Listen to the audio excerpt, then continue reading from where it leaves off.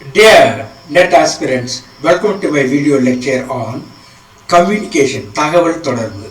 இது முழுக்க முழுக்க தமிழிலேயே இருக்கும். பல பேருடைய விருப்பத்திற்கு இணங்க நான் அதை மொழிபெயர்ப்பு செய்திருக்கின்றேன். நிச்சயமாக நீங்கள் பயன்பெறுவீர்கள். Kindly subscribe and let us enter straight away into the topic. தகவல் தொடர்பு, communication, very important area in first paper, that is fourth unit. So I have incorporated all the important points as well as questions also. Questions, explanations. Even through the explanations you can understand the entire unit of unit 4 of communication. I am sure about it because I have given quite a lot of explanatory points for each question. Through these explanatory points, இந்த விளக்க உரைகளிலிருந்தே நீங்கள் தகவல் தொடர்பு என்ற அந்த அழகை பற்றிய பல நல்ல விஷயங்களை நீங்கள் தெரிந்து கொள்ள முடியும். So God bless you abundantly. Thank you for your support. Let us straight away enter into the topic. According to Ricky W. Griffin என்ற ஒரு அறிஞர், தகவல் தொடர்பு சார்ந்த ஒரு அறிஞர், அவர் என்ன சொல்லியிருக்கிறார் என்று சொன்னால், தொடர்பு என்பது ஒருவரிடமிருந்து மற்றவருக்கு தகவல் பரிமாற்றம் செய்வதாகும். ஆகவே தகவல் தொடர்பு என்பது ஒருவர் மற்றவருக்கு தகவல் பரிமாற்றம் செய்வது. தகவல் தொடர்புடைய பொருள் என்ன என்று பார்க்கின்ற பொழுது, தகவல் தொடர்பு என்பது கருத்துக்கள், உணர்வுகள், உண்மைகள் போன்றவற்றை ஒருவரிடமிருந்து இன்னொருவருக்கு மாற்றுவது. தொடர்பு என்ற சொல் லத்தீன் வார்த்தையான கம்யூனிஸ் என்பதிலிருந்து பெறப்பட்டது. இது பொதுவானது என நாம் மொழிபெயர்க்கலாம். தங்களுக்குள் கருத்துக்களையும் புரிந்துணர்வையும் பரிமாறிக்கொள்ளும் செயல்முறையாக தகவல் தொடர்பு வரையறுக்கப்படுகிறது. அதாவது நம்மிடத்தில் இருக்கக்கூடிய கருத்துக்களையும் புரிந்துணர்வையும் பிறரிடத்திலே பரிமாறிக்கொள்வதுதான் தகவல் தொடர்பு என்பது. தகவல் தொடர்புக்கான வரையறையை சில அறிஞர்கள் சொல்லியிருக்கிறார்கள். உதாரணமாக பிரெட் ஜி மேயர் அவர் என்ன சொல்கிறார் என்று சொன்னால், தகவல் தொடர்பு என்பது வார்த்தைகள், கடிதங்கள் அல்லது செய்திகள் அல்லது கருத்துக்கள் மூலம் செய்தியை தெரியப்படுத்துவது. இது ஒருவருடைய கருத்துக்களையும் அவருடைய எண்ணங்களையும் மற்றவர்களுக்கு தெரியப்படுத்துவது. லூயிஸ் ஏ ஆலன் என்பவர் இவ்வாறு வரையறை செய்வார். தகவல் தொடர்பு என்பது ஒருவர் மற்றவரின் மனதில் புரிதலை உருவாக்க விரும்பும் போது அவர் செய்யும் அனைத்து செயல்களுடைய கூட்டுத்தொகையாகும் என்று சொல்வார். இது ஒரு முறையான மற்றும் தொடர்ச்சியான செயல்முறையை உள்ளடக்கியது என்று சொல்வார். ஆகவே லூயிஸ் ஆலன் சொல்வது, தகவல் தொடர்பு என்பது ஒருவர் மற்றவருடைய மனதில் புரிதலை உருவாக்க விரும்பும் பொழுது, அதாவது நாம் சொல்லுகின்ற ஒரு வார்த்தையோ சில தகவலோ மற்றவரிடத்தில் சென்று சேர வேண்டும். அது அப்படியே உணரப்பட வேண்டும். அதுக்கு அவர்கள் அர்த்தம் தர வேண்டும். ஆகவே புரிதல் என்பது மிக முக்கியமான ஒன்று தகவல் தொடர்பு. ஆகவே தகவல் தொடர்பு என்பது ஒருவர் மற்றவருடைய மனதிலே புரிதலை உருவாக்க விரும்பும் போது அவர் செய்கின்ற அனைத்து செயல்களே கூட்டுத்தொகை. இது ஒரு முறையான மற்றும் தொடர்ச்சியான செயல்முறையை உள்ளடக்கியது. So it follows certain principles. ஒரு முறையானது மற்றும் தொடர்ச்சியான செயல். தகவல் தொடர்பு என்பது தொடர்ந்து கொண்டே இருக்கும், உலகம் முடிகிற வரைக்கும் இருக்கும். மனிதர்கள் தகவல் தொடர்பு இல்லாமல் வாழவே முடியாது. ஒரு தொடர்ச்சியான செயல்முறையை இது உள்ளடக்கியது. அடுத்து கூன்ஸ் மற்றும் ஓ டன்னல் என்ற ஒருவர் சொல்வார், நிறுவன உறுப்பினர் மற்றவருடன் அர்த்தத்தையும் புரிதலையும் பகிர்ந்து கொள்ளும் ஒரு வழி. இவர் மேலாண்மை நிபுணராக இருக்கின்ற காரணத்தால் மேலாண்மை அடிப்படையில் தகவல் தொடர்பை இவர் வரையறுப்பார். அதாவது நிறுவன உறுப்பினர் மற்றவர்களுடன் அர்த்தத்தையும் புரிதலையும் பகிர்ந்து கொள்ளும் ஒரு வழி என்று இந்த கூன்ஸ் மற்றும் ஓ டன்னல் என்ற இந்த மேலாண்மை நிபுணர் வரையறை செய்வார். தகவல் தொடர்பு பண்புகள், இது குறைந்தது 2 நபர்களை உள்ளடக்கியது. தகவல் தொடர்பு என்பது எப்பொழுதுமே 2 நபர்களை உள்ளடக்கியது. ஒரு அனுப்புனரையும் பெறுநரையும் உள்ளடக்கியது. தகவல் தொடர்புக்கு செய்தி அவசியம். செய்தி இல்லாமல் எப்படி தகவல் தொடர்பு செய்வது? ஏதாவது ஒரு மெசேஜ், செய்தி என்பது மெசேஜ் என்பது கண்டிப்பாக வேண்டும். செய்தி என்ற பொருள் கண்டிப்பாக வேண்டும். அப்புறம் தொடர்பு எழுதப்பட்டதாக இருக்கலாம். அந்த தகவல் தொடர்பு என்பது எழுதப்பட்ட செய்தியாக இருக்கலாம், வாய்மொழி செய்தியாக இருக்கலாம், சைகை மூலமாக கூட அது செய்தி வெளியிடப்படலாம். ஆகவே பேசுவது மற்றும் எழுதுவதை விட இது ஒருவரிடமிருந்து இன்னொருவருக்கு அர்த்தத்தை உணர்த்துகிறது. தகவல் தொடர் என்பது ஒரு இருவழி செயல்முறை. It is not a passive active process, two way process என்று சொல்வார்கள். டூ வே ப்ரோசஸ் என்றால் இருவழி செயல்முறை. அனுப்புனர் ஒருவர் இருக்க வேண்டும், பெறுநர் ஒருவர் இருக்க வேண்டும். பெறுநர் செய்தியை சரியாக புரிந்து கொள்ளாத வரையில் தொடர்பு முழுமையடையாது. ரொம்ப அருமையான விஷயம். அதாவது சொல்லுகின்ற அந்த ஒரு செய்தியானது அனுப்புவரிடத்தில் சென்று சேர வேண்டும். சென்று சேர்ந்தால்தான் அந்த தகவல் தொடர்பு நிறைவாகிறது, முழுமையடைகிறது. இது ரொம்ப முக்கியமான ஒரு கருத்து. தகவல் தொடர் என்பது ஒரு இருவழி செயல்முறை. இதனுடைய முதன்மை நோக்கம் ஒரு பதிலை ஊக்குவிப்பது அல்லது மனித நடத்தையில் செல்வாக்கு செலுத்துவது. எதற்காக தகவல் தொடர்பு சொல்கிறோம்? செல்வாக்கு செலுத்துவது. ஆசிரியர் மாணவரிடத்தில் தகவல் தொடர்பில் ஈடுபடுகிறார் என்று சொன்னால் ஆசிரியர் மாணவரிடத்தில் ஒரு செல்வாக்கை செலுத்துகின்றார், நல்ல அறிவை அவர்களுக்கு உருவாக்குகின்றார் தனது தகவல் அளிப்பின் மூலம். அதுதான் முதன்மை நோக்கம், பதிலை ஊக்குவிப்பது அல்லது மனித நடத்தையில் செல்வாக்கு செலுத்துவது. தகவல் தொடர் முறையானது தகவல் தொடர்பு முறையானது அல்லது முறை சாராது, ரெண்டு விதத்தில் இருக்கிறது. ஃபார்மல் அண்ட் இன்ஃபார்மல் என்று ஆங்கிலத்திலே சொல்வோம். அதைத்தான் இந்த முறையானது என்று சொல்றோம். முறையான தகவல் தொடர்பு அமைப்பு தகவல் தொடர்பு அமைப்பு கட்டமைப்பில் வழங்கப்பட்ட முறையான சேனல்களை பின்பற்றுகிறது. உதாரணமாக ஒரு பள்ளிக்கூடத்திலேயோ அல்லது கல்லூரியிலோ ஒரு ஹைரார்கிக்கல் ஸ்ட்ரக்சர் இருக்கும். அதாவது அந்த அதிகார படிநிலை என்று இருக்கும். அது முறையானது. எப்படி தகவல் சொல்ல வேண்டும்? ஒரு பிரின்சிபல் பேராசிரியர்களுக்கு சொல்ல வேண்டும், பேராசிரியர்கள் மாணவர்கள் சொல்ல வேண்டும். இது ஒரு முறையான தகவல் தொடர்பு அமைப்பு. தகவல் தொடர்பு அமைப்பு கட்டமைப்பில் இது வழங்கப்படுகிறது. முறையான சேனல்களை இது பின்பற்றுகிறது. ஏனெனில் முறையான சேனல்கள் என்று சொன்னால் ஒரு பிரின்சிபல் என்ன செய்வார்? ஒரு நோட் கொடுப்பார், குறிப்பு. அந்த குறிப்பை எல்லா ஹெச்ஓடிஸ் எல்லா டிபார்ட்மெண்ட் ஹெட்ஸுக்கு அனுப்புவார். அவர்கள் மற்ற ப்ரொஃபஸர் சொல்லுவார்கள், ப்ரொஃபஸர்ஸ் மாணவர்கள் சொல்லுவார்கள். அப்போ அந்த எந்த சேனலை அவர் பயன்படுத்துகிறாரு அப்படிங்கிறது, ஃபோன் வழியாக கூட பயன்படுத்தலாம், அல்லது ஒரு கடிதம், ஒரு ஆர்டர் எழுதப்பட்ட அந்த கடிதத்தின் வழியாக கூட அவர் இந்த தகவல் தொடர்பு பயன்படுத்தலாம். அதை சேனல் என்று சொல்கிறோம். அடுத்து தகவல் தொடர்பு மேலும் கீழும் மற்றும் பக்கத்திலிருந்து பக்கமாக பாய்கிறது. அதைத்தான் அது ரொம்ப ரொம்ப இன்ட்ரெஸ்டிங்கான ஒரு விஷயம். மேலிருந்து கீழே இப்பொழுது நான் சொன்னது அதுதான். அதாவது ஒரு மேலாண்மை, ஒரு செங்குத்து நிலையிலே இருக்கக்கூடிய தகவல் தொடர்பு மேலிருந்து கீழே வரும். அது தகவல் தொடர்பு மேலும் கீழும். பக்கத்தில் என்று சொல்லி பக்கத்துக்கு பக்கம் என்று சொல்லுகின்ற பொழுது ஒரே நிலையில் இருப்பவர்கள், ஆசிரியர் பெருமக்கள் அனைவரும் ஒருவருக்கு ஒரு தகவல் பரிமாறிக்கொள்கிறார்கள், மாணவர்கள் அனைவரும் தகவல் தொடர்பு பரிமாறிக்கொள்கிறார்கள். பக்கத்திலிருந்து பக்கமாக அந்த தகவல் தொடர்பு பாய்கிறது. மேலிருந்து கீழாக பாய்கிறது அல்லது கீழிருந்து மேலாக பாய்கிறது என்ற ஒரு தகவல் தொடர்பு இருக்க முடியும்.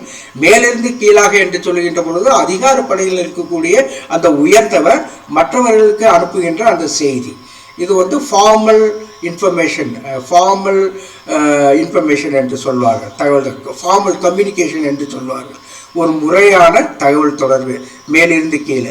கீழிருந்து மேலே எப்படி சொல்லும்? கீழே இப்போ ஒரு மாணவர்களுக்கு சில தேவைகள் இருக்கிறது. அது என்ன செய்வார்கள்? நேராக பிரின்சிபால்கிட்ட கொண்டு செல்ல மாட்டார்கள், ஆசிரியர்கிட்ட சொல்வார்கள். ஆசிரியர்கள் கச்சோடிஸ் தலைவர், துறை தலைவர்களிடத்தில் சொல்வார்கள். துறை தலைவர்கள் இது பிரின்சிபல் முதல்வரிடம் எடுத்து செல்வார்கள். அது கீழிருந்து மேலாக செல்லக்கூடிய தகவல் தொடர்பு. இது ஹரிசாண்டல் என்று இது வெர்டிக்கல், மேலிருந்து கீழாகவோ கீழிருந்து மேலாகவோ செல்லக்கூடிய தகவல் தொடர்பு வெர்டிக்கல் கம்யூனிகேஷன் என்று சொல்லலாம். இந்த பக்கத்துக்கு பக்கமாக பாயக்கூடிய இந்த தகவல் தொடர்பு என்பது ஹரிசாண்டல், ஒரே கிடைமட்டத்தில் ஒரே நிலையில், அதாவது எந்த விதமான அதிகார அந்த நிலையில் இல்லாமல் எளிதாக தகவல் தொடர்பு அளிக்கக்கூடியது அந்த பக்கத்திலிருந்து பக்கமாக பாய்கின்ற தகவல் தொடர்பு. தகவல் தொடர்பு உயர்ந்தவரிலிருந்து கீழ் நோக்கியும் கீழ்நிலை அதிகாரிடமிருந்து மேல் நோக்கியும் பாய்கிறது. ஒரே அளவிலான அதிகாரத்தில் செய்யப்படும் 2 அல்லது அதற்கு மேற்பட்ட நபர்களுக்கு இடையே பாய்கிறது. அடுத்து தகவல் பரிமாற்றம், செயல்முறையினுடைய ஒரு ஒருங்கிணைந்த பகுதி. தகவல் பரிமாற்றம் என்பது தகவல் பரிமாற்றம் செயல்முறையின் ஒருங்கிணைந்த தகவல் செயல்முறையின் ஒருங்கிணைந்த பகுதி. தொடர்பு என்பது 2 அல்லது அதற்கு மேற்பட்ட நபர்களிடையே கருத்துக்கள், உணர்வுகள், உணர்ச்சிகள் மற்றும் அறிவு மற்றும் தகவல் பரிமாற்றத்தை குறிக்கிறது. தொடர்புடைய நோக்கங்கள் என்ன? தகவல் தொடர்புடைய நோக்கங்கள், what are the objectives of communication? சரியான செய்தியை தெரிவிப்பதற்கு. தகவல் பரிமாற்றம் என்பது சரியான நபருக்கு சரியான செய்தியை தெரிவிப்பதற்காக உள்ளது. ஆகவே சரியான செய்தியை தெரிவிப்பது ஒரு நோக்கம். அடுத்து ஒருங்கிணைப்பு சேவை செய்ய, ஒருங்கிணைப்போடு சேவை செய்ய, ஒரு பள்ளியை நடத்தும் அனைவரின் முயற்சிகளையும் இந்த தகவல் தொடர்பாடல் ஒருங்கிணைக்கிறது. சரியான தகவலோடு இருக்கக்கூடிய பள்ளிக்கூடம் மிக சிறப்பாக அது வேலை செய்கிறது. அல்லது கம்யூனிகேஷன் கேப் என்று சொல்வார்கள், இடைவெளி. தகவல் தொடர்பில் இடைவெளி இருக்குமானால் அங்கே குழப்பங்கள் ஏற்படும்.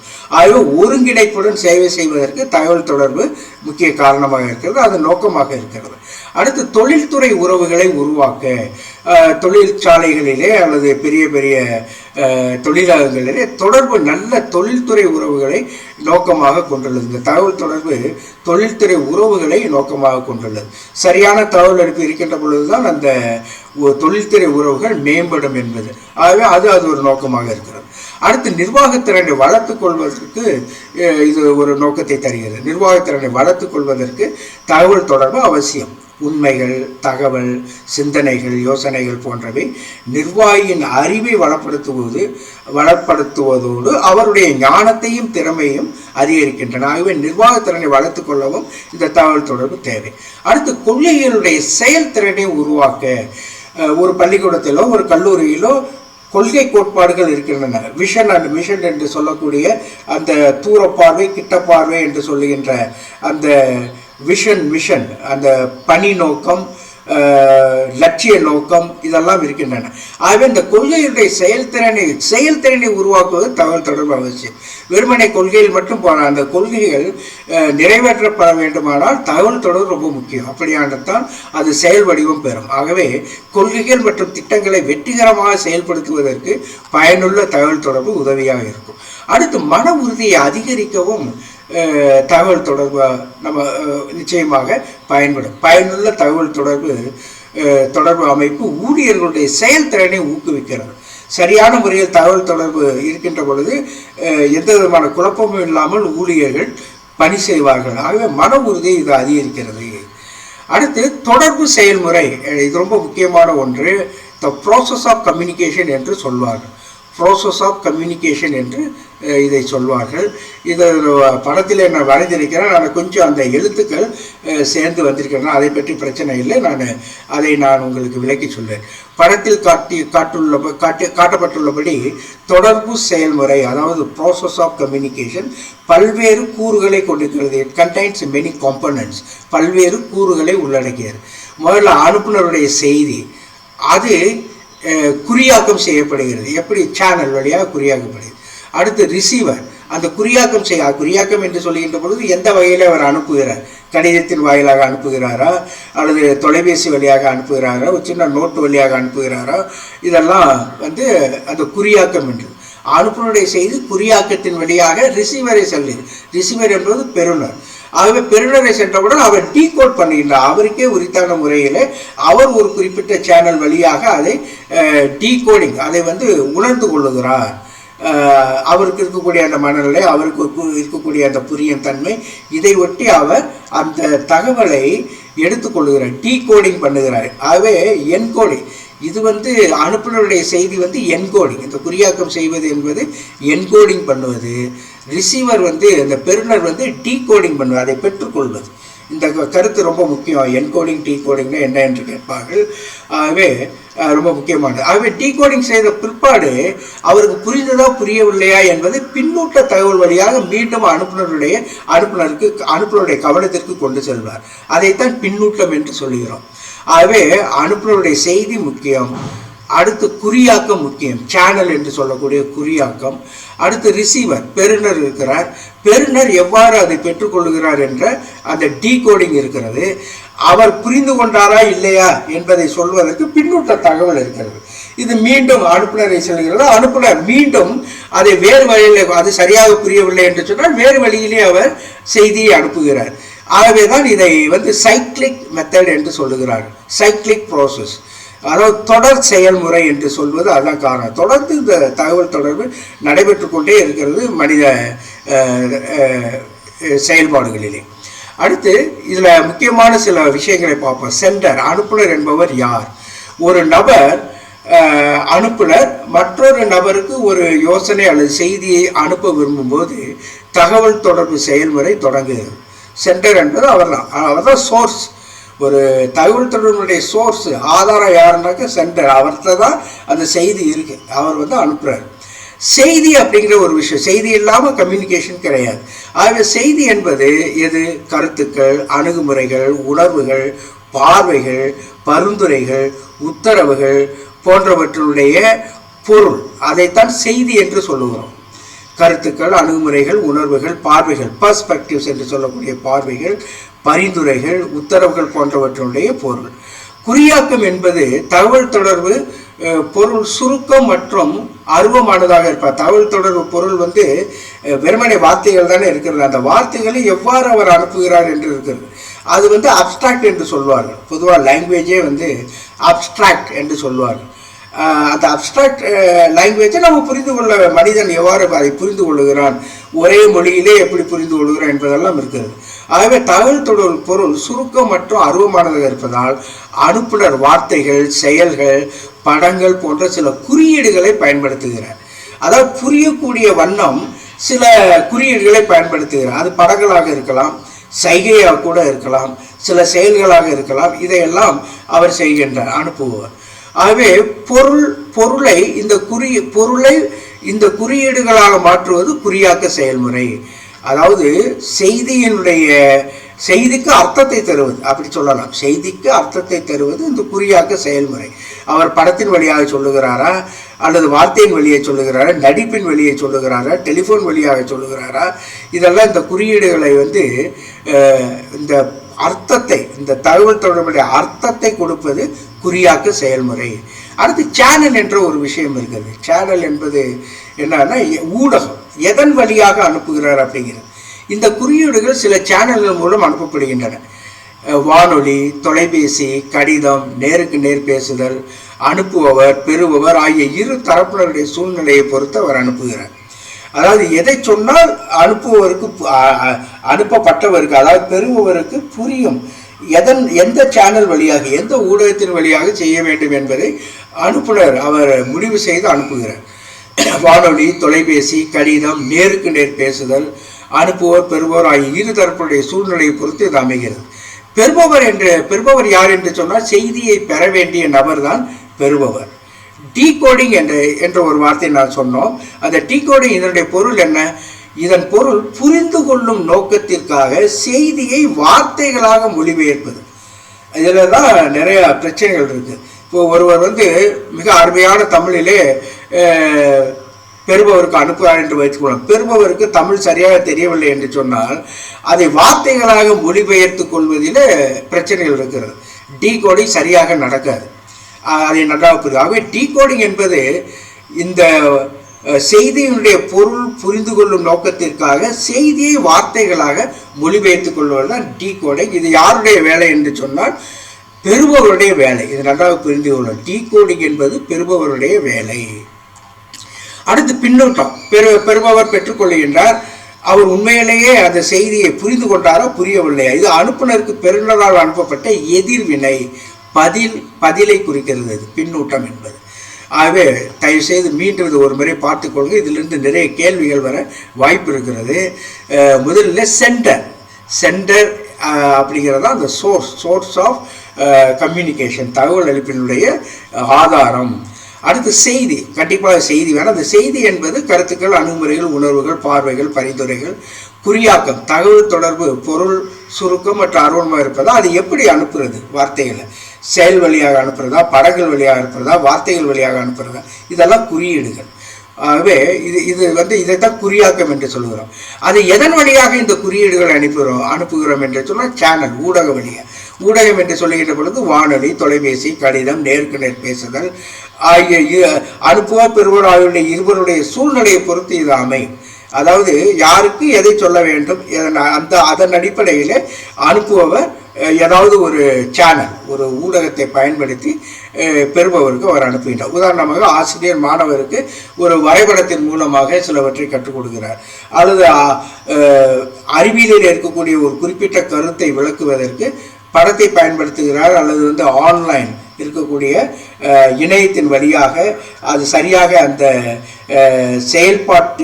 செயல்பாடு இருக்கக்கூடிய அந்த பகுதியை டவுன்லோட் செய்து அதை அவர்களுக்கு காண்பிக்க. இது எல்லாமே எந்த சேனல் வழியாக அனுப்புபவர் பெறுபவரிடத்திலே அனுப்புகிறார் என்பது. பெறுபவர்கள் செய்தியை பெற வேண்டுமே. டீகோடிங் ரொம்ப முக்கியமான கருத்து. அதாவது இந்த தகவலுடைய பொருளை புரிந்து கொள்ளும் நோக்கத்திற்காக அந்த தகவலை வார்த்தைகளாக மொழிபெயர்ப்பதால் தான் டீகோடிங். பின்னூட்டம் என்பது கடைசி ரொம்ப முக்கியமான ஒரு விஷயம். அனுப்புனருக்கு பெறுநரால் அனுப்பப்பட்ட எதிர்வினை பதில் அல்லது பதிலை குறிக்கிறது.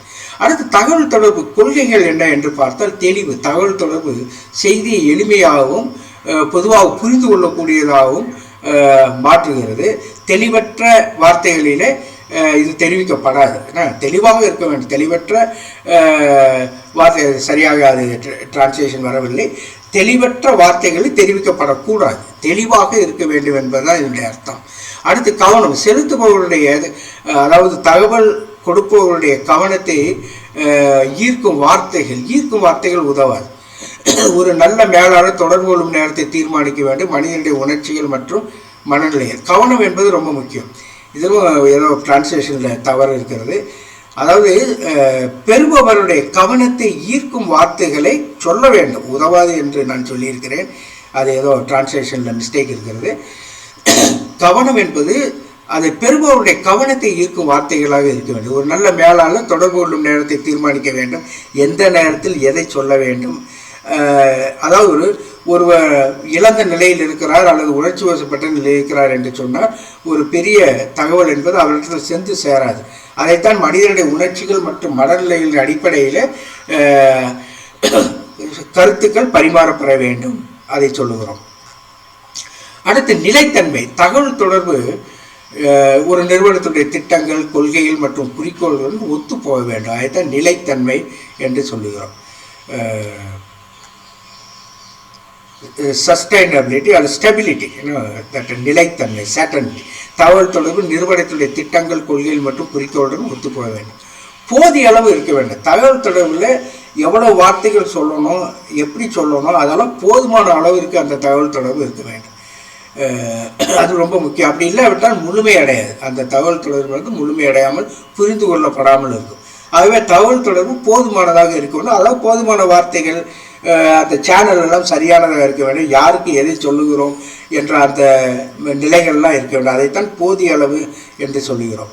தகவல் போதிய அளவாக இருக்க வேண்டும். அடுத்து சரியான நேரம். சரியான நேரத்தில் தகவல் தெரிவிக்கப்பட வேண்டும். தவறான நேரத்தேர்வு பெறுநருக்கு எந்த தாக்கத்தையும் ஏற்படுத்தாது. அடுத்து ஒருங்கிணைப்பு. குழப்பத்தை தவிர்ப்பதற்காக தகவல் தொடர்பு ஒருங்கிணைக்கும் கொள்கையை அடிப்படையாக கொண்டது. குழப்பத்தை தகவல் தொடர்பு ஒருங்கிணைக்கும் கொள்கையை அடிப்படையாக கொண்டது. அடுத்து தகவல். நிர்வாக அதிகாரி துணை அதிகாரிகளுடன் தனது நடத்தையில் முறைசாரா இருக்க முயற்சிக்க வேண்டும். இது ரொம்ப முக்கியமான இன்ஃபார்மபிலிட்டி என்று இந்த தமிழில் ஆங்கிலத்தில் சொல்லுவாங்க. இன்ஃபார்மபிலிட்டி அதாவது செய்திகள் எளிதாக தரப்பட வேண்டும். ரொம்ப ஒரு ஸ்ட்ரிக்டாக இப்போ மேல அதிகாரி என்பதற்காக கர்ண கொடூரமாக நடந்து கொண்டால் கூட தகவல் தொடர்பு சரியாக செல்லாது. அது ஒரு ஃப்ரெண்ட்லி நேச்சர் என்று சொல்லுகிறோமே, நட்பு ரீதியாக ஒரு நிர்வாக அதிகாரி துணை அதிகாரிகளுடைய தனது நடத்தையில் முறைசாராட்ட இன்ஃபார்மலாக இருக்கும் முயற்சி. இன்ஃபார்மல் என்று சொன்னால் எளிதாக கடத்துபவராக, தகவலை கடத்துபவராக இருக்க வேண்டும். கர்ண கொடூரமாக இருந்தால் கூட தகவல் சென்று சேராது, ஒரு பயம் ஏற்படும். அடுத்து ஃபீட்பேக். செய்திகள், கொள்கைகள், திட்டங்கள், கருத்துக்கள் போன்றவை கீழ் நோக்கி தெரிவிக்கப்படுகின்றன. இவை இரண்டும் ஒரு நிறுவனத்தில் அவசியமான இருவழி செயல்பாடாக இது இருக்கிறது. கொடுங்கள் மற்றும் எடுத்துக்கொள்ளுங்கள் என்ற கொள்கை, கிவ் அண்ட் டேக் பாலிசி என்று சொல்லுகிறோமே, அதை போன்ற ஒரு நிலைதான் அந்த நிறுவனத்தில். அதைத்தான் ஃபீட்பேக் என்று சொல்கிறோம். எவ்வளவு பெற்றுக்கொள்கிறோம், எதை பெற்றுக்கொள்ளவில்லை என்பதை நாம் அதை அறிவிக்கின்றோம், பெரியவர்களுக்கு அனுப்புகின்றோம், அல்லது அந்த நிறுவனத்தினுடைய மேலாண்மைக்கு நாம் தெரிவிக்கின்றோம். இதெல்லாம் ஃபீட்பேக். இதை பள்ளிக்கூடத்தில் நாம் அப்படியே இதை பொறுத்து பார்க்க முடியும். இப்போ பள்ளிக்கூடத்தில் ஆசிரியர், முதல்வர், ஹெட்மாஸ்டர் அல்லது மாணவர்கள், இப்படி அதை நாம் பொருத்தி பார்க்க முடியும். ஸோ ஃபீட்பேக் என்பது பின்னூட்ட தகவல். அடுத்து செங்குத்து மற்றும் கிடைமட்ட தொடர்பு என்று ஒன்று இருக்கிறது. செங்குத்து தகவல் தொடர்பு என்பது பொதுவாக முறையான அறிக்கையிடல் வரிகளுடன் மேல் நோக்கி தொடர்பு மற்றும் கீழ் நோக்கி தொடர்பு என 2 வகைகளை கொண்டுள்ளது. நான் ஏற்கனவே இதை உங்களுக்கு விளக்கி சொல்லியிருக்கின்றேன். இந்த மேல் நோக்கி தொடர்பு என்பது கீழ்நிலை அதிகாரிடமிருந்து வரும் செய்திகளை கொண்டுள்ளது. மேல் நோக்கி என்றால் கீழிருந்து மேலாக, கீழ்நிலை அதிகாரிடமிருந்து வரும் செய்திகளை கொண்டுள்ளது. கோரிக்கைகளுக்கான பதில்கள், பரிந்துரைகள், புகார்கள் போன்ற வடிவங்களில் இது செய்தியாக இருக்கலாம். அடுத்து கீழ் நோக்கி தொடர்பு வந்து மேலிருந்து கீழே, அதாவது அதிகாரிகளிடமிருந்து கீழே இருக்கக்கூடிய கடைமட்ட ஊழியர் என்று நாம் சொல்லலாம். கீழ் நோக்கி தொடர் செய்தியானது திசைகள், டைரக்ஷன் தான் கொடுப்பாங்க டைரக்டர்ஸ். இப்படி செய்ய, இதை இப்படி செய்ய, இதை இப்படி செய்ய என்று சொல்லக்கூடிய அந்த திசைகள், பணிகள், செயல்திறன், பின்னூட்டம் போன்றவற்றினுடைய வடிவத்தில் இது கீழ் நோக்கி தொடர்பு இருக்கலாம். ஆகவே இது டைரக்ஷன்ஸு, ஒர்க்ஸ்னா டிஃப்ரெண்ட் ரெஸ்பான்சிபிலிட்டிஸ், செயல்திறன், பின்னூட்டம் போன்றவற்றின் வடிவத்தில் இந்த கீழ் நோக்கி தொடர்பு இருக்கலாம். இந்த கிடைமட்ட தகவல் தொடர்பு என்று இருக்கிறது, அதாவது ஒரே நிலையில் இருப்பவர்கள் அளிக்கக்கூடிய அந்த தகவல் தொடர்பு. இந்த தகவல் தொடர்பு ஒரு நிறுவனத்தில் அதே மட்டத்தில் உள்ள சக ஊழியர்கள் மற்றும் சகாக்களிடையே இது ஏற்படுகிறது. கிடைமட்ட தகவல் தொடர்பு. இது வந்து கிடைமட்டம் என்று சொன்னால் ஹரிசாண்டல், அந்த மேல் கீழ் என்பது வெர்டிக்கல் கம்யூனிகேஷன் என்று சொல்வோம். கிடைமட்ட தகவல் தொடர்பு என்பது ஹரிசாண்டல் கம்யூனிகேஷன் என்று சொல்வோம், ஆங்கிலத்தில் சொல்வோம். அடுத்து கிரேப்வின் கம்யூனிகேஷன் ரொம்ப முக்கியமானது. அடிக்கடி கேள்விகள் கேட்டிருக்கிறார்கள். இது வேறு ஒன்றும் இல்லை, ஒரு மாதிரி புரணி பேசக்கூடிய ஒரு கம்யூனிகேஷன், இந்த கிரேப்வின் கம்யூனிகேஷன். ஒவ்வொரு நிறுவனத்திலும் கிரேப்வைன் என்று அழைக்கப்படும் ஒரு முறைசாரா தகவல் தொடர்பு சேனல் உள்ளது. இது ஒரு குழுவில் ஒன்றாக வேலை செய்வது மற்றும் நியமனங்கள், பதவி உயர்வுகள், ஆட்குறைப்பு அல்லது சில நபர்களை பற்றி பேசுவது மிகவும் இயல்பானது. அதாவது ஒரு ஆஃபீஸில் வந்து அப்பாயின்மெண்ட்ஸை பற்றி, ப்ரொமோஷன்ஸை பற்றி, ஆட்களை குறைக்கிறாங்க அப்படிங்கிறத பற்றியெல்லாம் பேசுகிறது வந்து ரொம்ப இயல்பானதாக இருக்கும். ஒரு மாதிரி ரகசிய தகவல்களை சேகரித்து மற்றவர்களுக்கு அனுப்புவதிலிருந்து மிகுந்த மகிழ்ச்சியை பெறுவாங்க. அதாவது கசியம், சில தகவல் வந்து ரகசியமாக இருக்கிறது போல் இருக்கும், அதையெல்லாம் வந்து பேசிக்கொண்டு இருப்பார்கள் தொழிலாளர்கள் அவர்களுக்குள்ளாக. இதைத்தான் நாம் வந்து கிரேப்வைன் கம்யூனிகேஷன் என்று சொல்லுகிறோம். ஒரு வகையிலே பார்த்தால் இது எதனால் ஏற்படுகிறது, சில சூழ்நிலைகளினால ஏற்படும். அவர்கள் செய்யக்கூடிய பணியிலே பாதுகாப்பின்மை, பதவி உயர்வுகள் மீதான நிச்சயமற்ற தன்மை, ஒரு குறிப்பிட்ட பணியாளருக்கான சிறப்பு அதிகரிப்பு, ஒரு குறிப்பிட்ட ஒருத்தரை மட்டும் மேலே உயர்த்தி பிடிப்பது, அவருக்கு ப்ரொமோஷன் கொடுப்பது போன்ற சில சூழ்நிலையின் விளைவாக இதை வந்து திராட்சை பழம் உள்ளது என்று கீத் டேவிஸ். திராட்சை பழம்னா ஒரு மாதிரி புரட்டி பேசக்கூடிய ஒரு கருத்து இருக்குது. அதை திராட்சை பழ கிரேப்வைன் திராட்சை பழ கம்யூனிகேஷன் செய்தி அப்படின்றது. திராட்சை பழம்னா இனிக்கும், இதை வந்து பேசுகிறதுக்கு எல்லாருக்கும் இனிக்கும். புரளி பேசுகிறது பெரும்பாலான இடங்களில் ரொம்ப சந்தோஷமாக இருக்கும். அதை பேசக்கூடியவர்கள் அதை ரொம்ப மகிழ்ச்சி அனுபவிப்பார். அல்லது மேலே இருக்கக்கூடிய ஒருவரை பற்றி ஏதாவது செய்தி கிடைச்சா அவங்கள பற்றி பேசிக்கொண்டு இருப்பது, அவர்களை பழி சொல்வது, அவர்களை பற்றி கேலி செய்வது அவர்களுக்குள்ளாக நடக்கக்கூடிய ஒரு தகவல் தொடர்பாக இருக்கும். இதைத்தான் திராட்சை பழ தகவல் தொடர்பு என்று கீத் டேவிஸ் என்பவர் சுட்டி காட்டுகிறார். இந்த திராட்சை பழ தகவல் தொடர்பு அடிப்படையில் கிடைமட்ட தகவல் தொடர்புக்கான இது ஒரு சேனல். கிடைமட்ட தகவல் தொடர்பு இது ஒரு சேனல். அதாவது ஹரிசாண்டல் கம்யூனிகேஷனில் இது ஒரு வகை. ஏனெனில் அதே நிலையில் உள்ள தொழிலாளர்கள் முறைசாரா முறையில் ஒருவருக்கொருவர் சரியான முறையில் தொடர்பு கொள்ளலாம். முறைசாரா முறையில் அப்படின்னா இன்ஃபார்மல், ரொம்ப எளிதாக, அதில் வந்து வயது வித்தியாசம்லாம் இருக்காது. யார்த்தாலும் ஒரே நிலையில் ஸ்டேட்டஸில் இருக்கக்கூடிய அந்த தொழிலாளர்கள் பேசிக்கொள்ளக்கூடிய ஒரு தகவல் தொடர்பு. அடுத்து ஒருமித்த கருத்து, கன்சென்சூஸ் அப்படின்னு சொல்கிறாங்க. கன்சென்சூஸ் அப்படின்னா என்னன்னா ஒருமித்த கருத்து. பல நபர்கள் அவர்களுடைய அந்தஸ்தை பொருட்படுத்தாமல் உட்கார்ந்து தங்களுக்குள் விவாதித்து அனைவரும் ஏற்றுக்கொள்ளும் முடிவை எடுப்பது தான் அந்த ஒருமித்த கருத்து என்று அழைக்கப்படுது. இது ஒரு தகவல் தொடர்புடைய ஒரு வகை. இப்பொழுது தகவல் தொடர்பு முறைகள், வகைகள் என்று பார்ப்போம். எந்தெந்த வகைகள் இருக்கின்றன, எவ்வாறு இதை பிரித்து பார்க்கிறார்கள் என்று பார்ப்போம். பேசுவது, கேட்பது என்பது ஒரு தகவல் அளிப்பு முறை. அதாவது ஒருவர் பேசுவது, கேட்பது. ஒரு மனிதன் அதை கேட்பதன் மூலம் புரிந்து கொள்கிறார். எடுத்துக்காட்டாக வகுப்பறையில் ஆசிரியர் பேசுகிறார், அதே போல ரேடியோ அல்லது டேப் ரெக்கார்டரில் ஒரு பேச்சை கேட்கிறார். இதை புரிந்து கொள்வது இந்த வகையின் கீழ் வருகிறது. அதாவது பேசுவது, கேட்பது, ஸ்பீக்கிங், லிஸ்னிங் அப்படின்னு சொல்லுவாங்க. அது இது ஒரு it's a type of communication. Speaking, listening அப்படிங்கிறது ஒன்று. அடுத்து காட்சிப்படுத்துதல், வீடியோ. காட்சிப்படுத்துதல், சீயிங் அண்ட் யூனோ கவனித்தல், seeing and listening, seeing and then looking, you know seeing காட்சிப்படுத்துதல், விஷுவல் இமேஜஸ் வழியாக காட்சிப்படுத்துதல். இந்த வகையான தகவல் தொடர்புகள் அனுப்புனர் தனது எண்ணங்கள், யோசனைகள் போன்றவற்றை சில படங்கள் அல்லது பிற காட்சி குறியீடுகளாக குறியாக்குகிறார். அந்த ரிசீவர், பெறுபவர் படங்கள் அல்லது பிற காட்சி சின்னங்களை உற்று நோக்கி அவற்றின் மூலம் தெரிவிக்கப்படும் எண்ணங்கள், யோசனைகள் அல்லது செய்திகளை புரிந்து கொள்கிறார். பல்வேறு டிராஃபிக் சிக்னல்கள் மற்றும் சின்னங்களை நாம் புரிந்து கொள்வது இவ்வாறு தான். நிறைய டிராஃபிக் சிக்னல் இருக்கிறது, அதை புரிந்து அந்த படத்தினுடைய தன்மை என்ன, சிவப்பு நிறம் என்று சொன்னால் என்ன அர்த்தம், பச்சை நிறம் என்றால் என்ன அர்த்தம், மஞ்சள் நிறம் என்றால் என்ன அர்த்தம் என்பதை அப்புறம் புரிந்து கொள்கிறோம். இதைத்தான் படங்கள் காட்சிப்படுத்துதல் கவனிப்பு என்ற ஒரு நிலை என்ற ஒரு வகையாக நாம் சொல்லுகிறோம் தகவல் தொடர்பு. அடுத்து பேசுதல் காட்சிப்படுத்துதல், விஷுவலைசிங், ஸ்பீக்கிங் விஷுவலைசிங், காட்சிப்படுத்துதல் விஷுவலைசிங் பார்த்தல், படமாக காட்டுதல், பேசுதல் காட்சிப்படுத்துதல். சில சமயங்களில் பேசுதல் காட்சிப்படுத்தல் இரண்டும் ஒரே நேரத்தில் நிகழ்கின்றன. தகவல் தொடர்புகளை புரிந்து கொள்வோர் ஒரே நேரத்தில் அதை கேட்கலாம். நாம் தொலைக்காட்சியை பார்க்கும் பொழுது அல்லது ஒளித்திரையை பார்க்கும்போது பேசும் வார்த்தைகள் மற்றும் காட்சிகள் இரண்டையும் நாம் புரிந்து கொள்கிறோம்.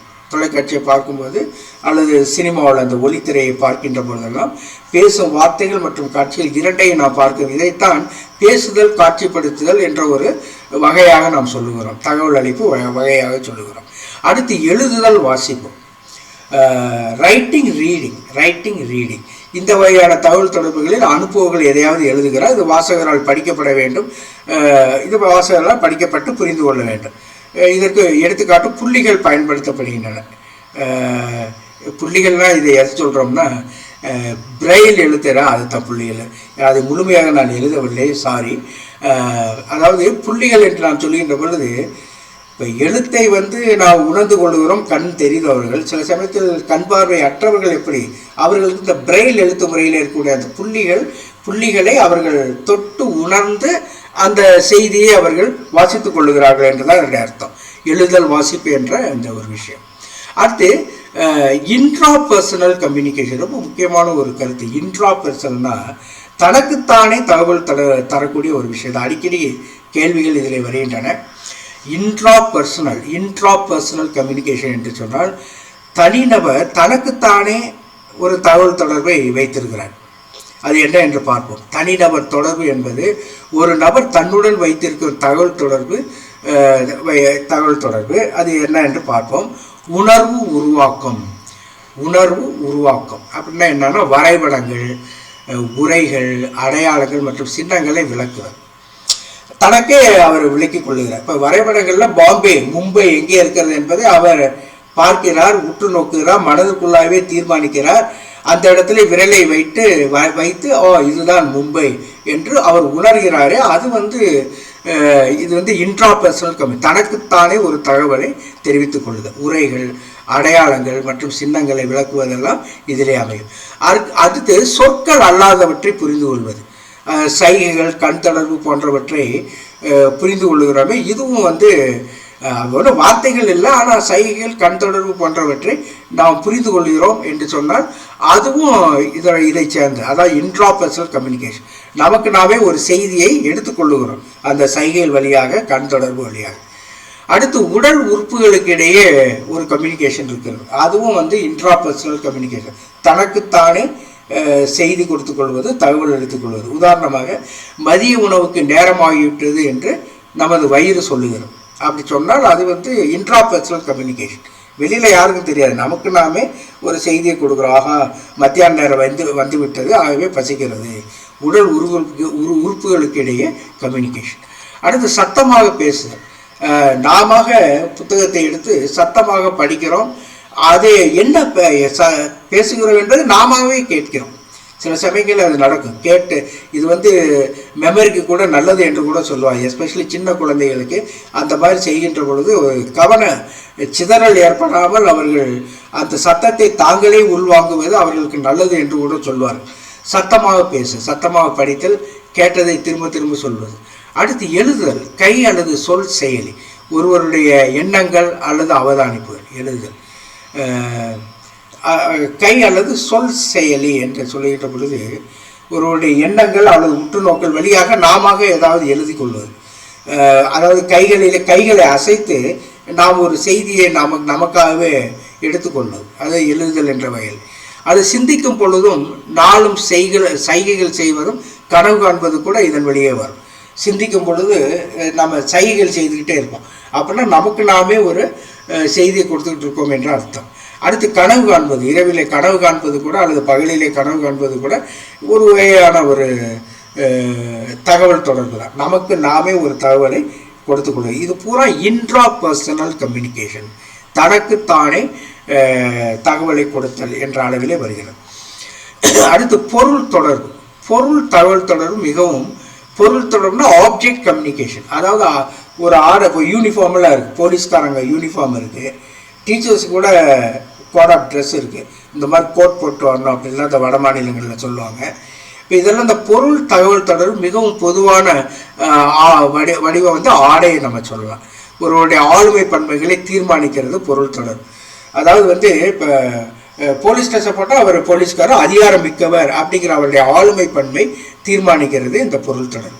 திருமண மோதிரங்கள், திருமண நிலை, அவங்க வந்து ஸ்டேட்டஸ், இப்போ அந்த தாலி போடுறாங்க பெண்கள் அப்படின்னா அது அவங்களுடைய அந்த திருமண நிலையை சொல்லுகிறது. அதாவது பொருள் ஆப்ஜெக்ட் கம்யூனிகேஷன். அதை வைத்துக்கொண்டு ஒரு அதை பார்க்கிறார் என்று சொன்னால் இந்த பெண்ணிற்கு திருமணமாக இருக்கிறது என்பதை அவர் புரிந்து கொள்ள முடியும், ஒரு தகவலை பெற்றுக்கொள்ள முடியும். இதைத்தான் ஆப்ஜெக்ட் கம்யூனிகேஷன் என்று சொல்லுகிறோம். திருமண மோதிரங்கள், திருமண நிலை, பச்சை குத்தல்கள் மற்றும் பிராண்டு போன்ற உடல் அலங்காரங்கள் பொருள் தொடர்பு வகையின் கீழ் வரும். இது எல்லாமே வந்து பொருள் தொடர்பு வகையில் வரும். அடுத்து கலை தொடர்பு, ஆர்டிஸ்டிக் கம்யூனிகேஷன் என்று சொல்வாங்க. ஆர்டிஸ்டிக் கம்யூனிகேஷன் கலை வெளிப்பாடுகள், சொற்கள் அல்லாதவை கலை வெளிப்பாடுகளாக சில செய்திகள் அமையும். ஓவியங்கள், புகைப்படங்கள் மற்றும் ஊடகங்கள் போன்றவை நேரடியாக கூறாமல் ஒரு செய்தியை தொடர்பு கொள்வதற்கு இந்த குறியீடுகளை பயன்படுத்துகின்றன. அடுத்து வகுப்பு அறை தொடர்பு என்பது ஒரு வகையான தொடர்பாடலாக கருதப்படுகிறது. ஆசிரியர் தகவல் தொடர்புகளை அனுப்புவர் மற்றும் மாணவர்கள் தகவல் தொடர்புகளை பெறுபவர்கள். அவர்கள் சரியான முறையில் பதிலளிப்பார்கள். ஆசிரியர் சரியான அணுகுமுறை என்றால் சரியான முறையில் பதிலளிப்பார்கள். ஆசிரியர் அல்லது அணுகுமுறை மாற்றம் அல்லது நடத்தை மாற்றம் கற்றல் பயனுள்ளதாக இருக்க வேண்டும். அதாவது தகவல் தொடர் என்பது எஃபெக்டிவாக இருக்க வேண்டும். ஒருவேளை தமிழிலே சில கோளாறுகள் இருக்கு, அதை பற்றி கவலைப்பட வேண்டாம். இதனுடைய அர்த்தம் என்னன்னு சொன்னால் ஆசிரியர் சொல்லக்கூடிய அந்த செய்தியானது மாணவர்களிடம் சென்று சேர வேண்டும். அதைத்தான் பயனுள்ள தகவல் தொடர்பு என்று சொல்லுகிறோம். தொடர்பு செயல்முறை எந்த தடையும் இல்லாமல் ஒரு தெளிவான பாதையில் பயணிக்க வேண்டும். ஒரு ஆசிரியர் மற்றும் மாணவருக்கு இடையே இருக்கக்கூடிய அந்த வகுப்பறை தொடர்பு என்பது ஒரு தொடர் செயல்பாடாக தெளிவான பாதையில் பயணிக்க வேண்டும். ஆசிரியர் சொல்வது மாணவருக்கு புரிய வேண்டும், மாணவர் சொல்வது ஆசிரியருக்கு புரிய வேண்டும். அடுத்து வகுப்பு அறை தகவல் தொடர்புகளிலே என்னென்ன தடைகள்லாம் ஏற்படும்? இடமில்லாத குறுக்கீடு, வணிக மற்றும் பொழுதுபோக்கு ஊடக வடிவிலே இடமில்லாத குறுக்கீடு என்று இது தமிழிலே சரியாக மொழிபெயர்க்கவில்லை. இதனுடைய அர்த்தம் என்று சொன்னால் வகுப்பிலே மாணவர்கள் அமர்ந்திருக்கிறார்கள், வெளியிலே பாடல்கள் இசைத்து கொண்டிருக்கின்றன. வகுப்பறையிலே கவனிப்பதற்கு இந்த வெளியில் இருக்கக்கூடிய அந்த இசை சத்தமானது குறுக்கீடு செய்கிறது. அதைத்தான் இதை சொல்லுகிறோம். இடமில்லாத குறுக்கீடு என்றால், ஆனால் அது ஒரு வகையான வெளியிலிருந்து வரக்கூடிய குறுக்கீடு என்று நாம் அதை உணர்ந்து கொள்ள வேண்டும். அடுத்து அதிகப்படியான வாய்மொழி, ஒரு சிலவற்றை சொல்வதற்கு சில வார்த்தைகளை பயன்படுத்த வேண்டும். சில சமயங்களில் ரொம்ப எக்ஸ்பிளனேஷன், ரொம்ப விளக்கம் சொல்லுகிறோம் என்ற அர்த்தத்தில் அதிகப்படியான வார்த்தைகளை கொட்டி அந்த கருத்தே புலப்படாமல் இருக்கும்படி நாம் செய்து விடுவோம். அதிகப்படியான வாய்மொழி, அதிகமாக சொற்களை சொல்லாமல் சுருங்க சொல்லி விளங்க வைத்தல் என்று கூட தமிழிலே சொல்லுகிறோமே, அதன் அடிப்படையில் சுருங்க சொல்லி விளங்க வைத்தல். அடுத்து குழப்பமான வார்த்தைகளே நாம் சொல்லக்கூடாது.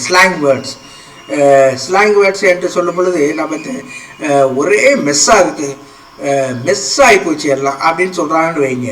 இந்த மெஸ்ஸுங்கிற வார்த்தை குழப்பம் அப்படிங்கிற வார்த்தையிலும் வரும், மெஸ்ஸுங்கிறது சமையல் அறைன்ட்டு வரும். நீங்கள் இந்த வார்த்தையை பயன்படுத்தும் போது மாணவர்கள் எப்படி அதை உணர்ந்து கொள்வார்கள்? மெஸ்ஸுங்கிற அந்த வார்த்தையை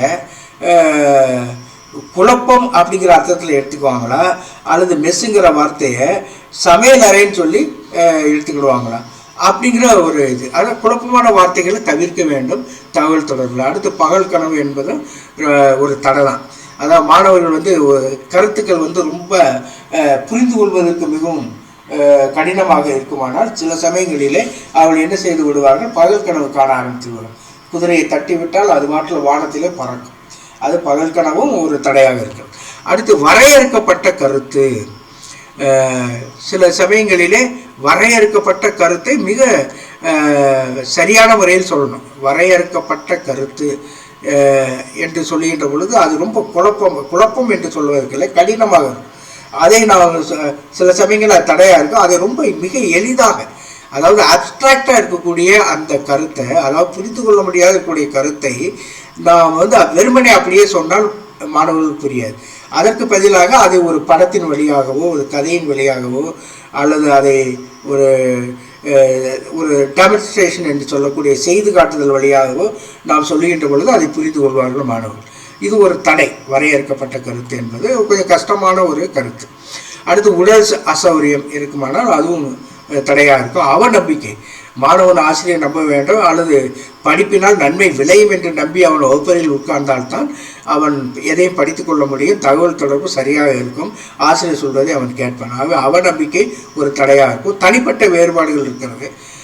ஒருவருடைய பேக்ரவுண்ட், அவனுடைய பின்னணி, குடும்ப பின்னணி இருக்கிறது, அவனுடைய ஒரு எழுச்சி நிலை இருக்கிறது, ஊக்கம் எவ்வளவு இருக்கிறது, இதெல்லாம் வேறுபாடுகள் நிறைய இருக்கின்றன. இதன் அடிப்படையிலும் அவன் எவ்வளவு கவனிக்கின்றான் அல்லது கவனிக்கவில்லை என்பதை நாம் கண்டுகொள்ள முடியும். தகவல் தொடர்பு சிறப்பானதாக இருக்க வேண்டுமானால் அவன் மிக ஒரு மனதிலே ஒரு உறுதியோடு அவன் வகுப்பறைக்கு உள்ள வர வேண்டும்.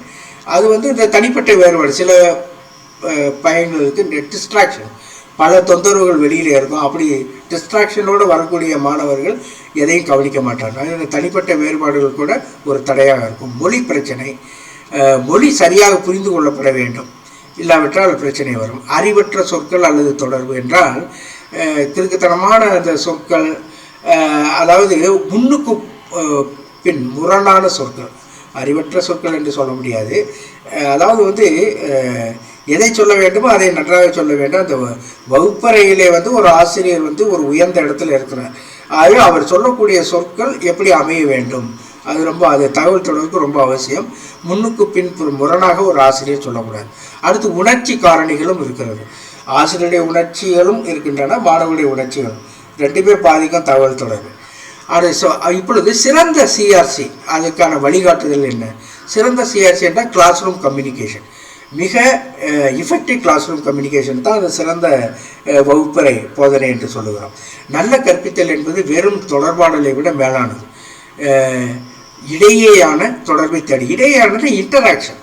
நல்ல தொடர்பாடல் என்பது இன்டராக்ஷன். மாணவர்களுக்கும் ஆசிரியருக்கும் இடையே பரஸ்பர தொடர்பு இருக்க வேண்டும்.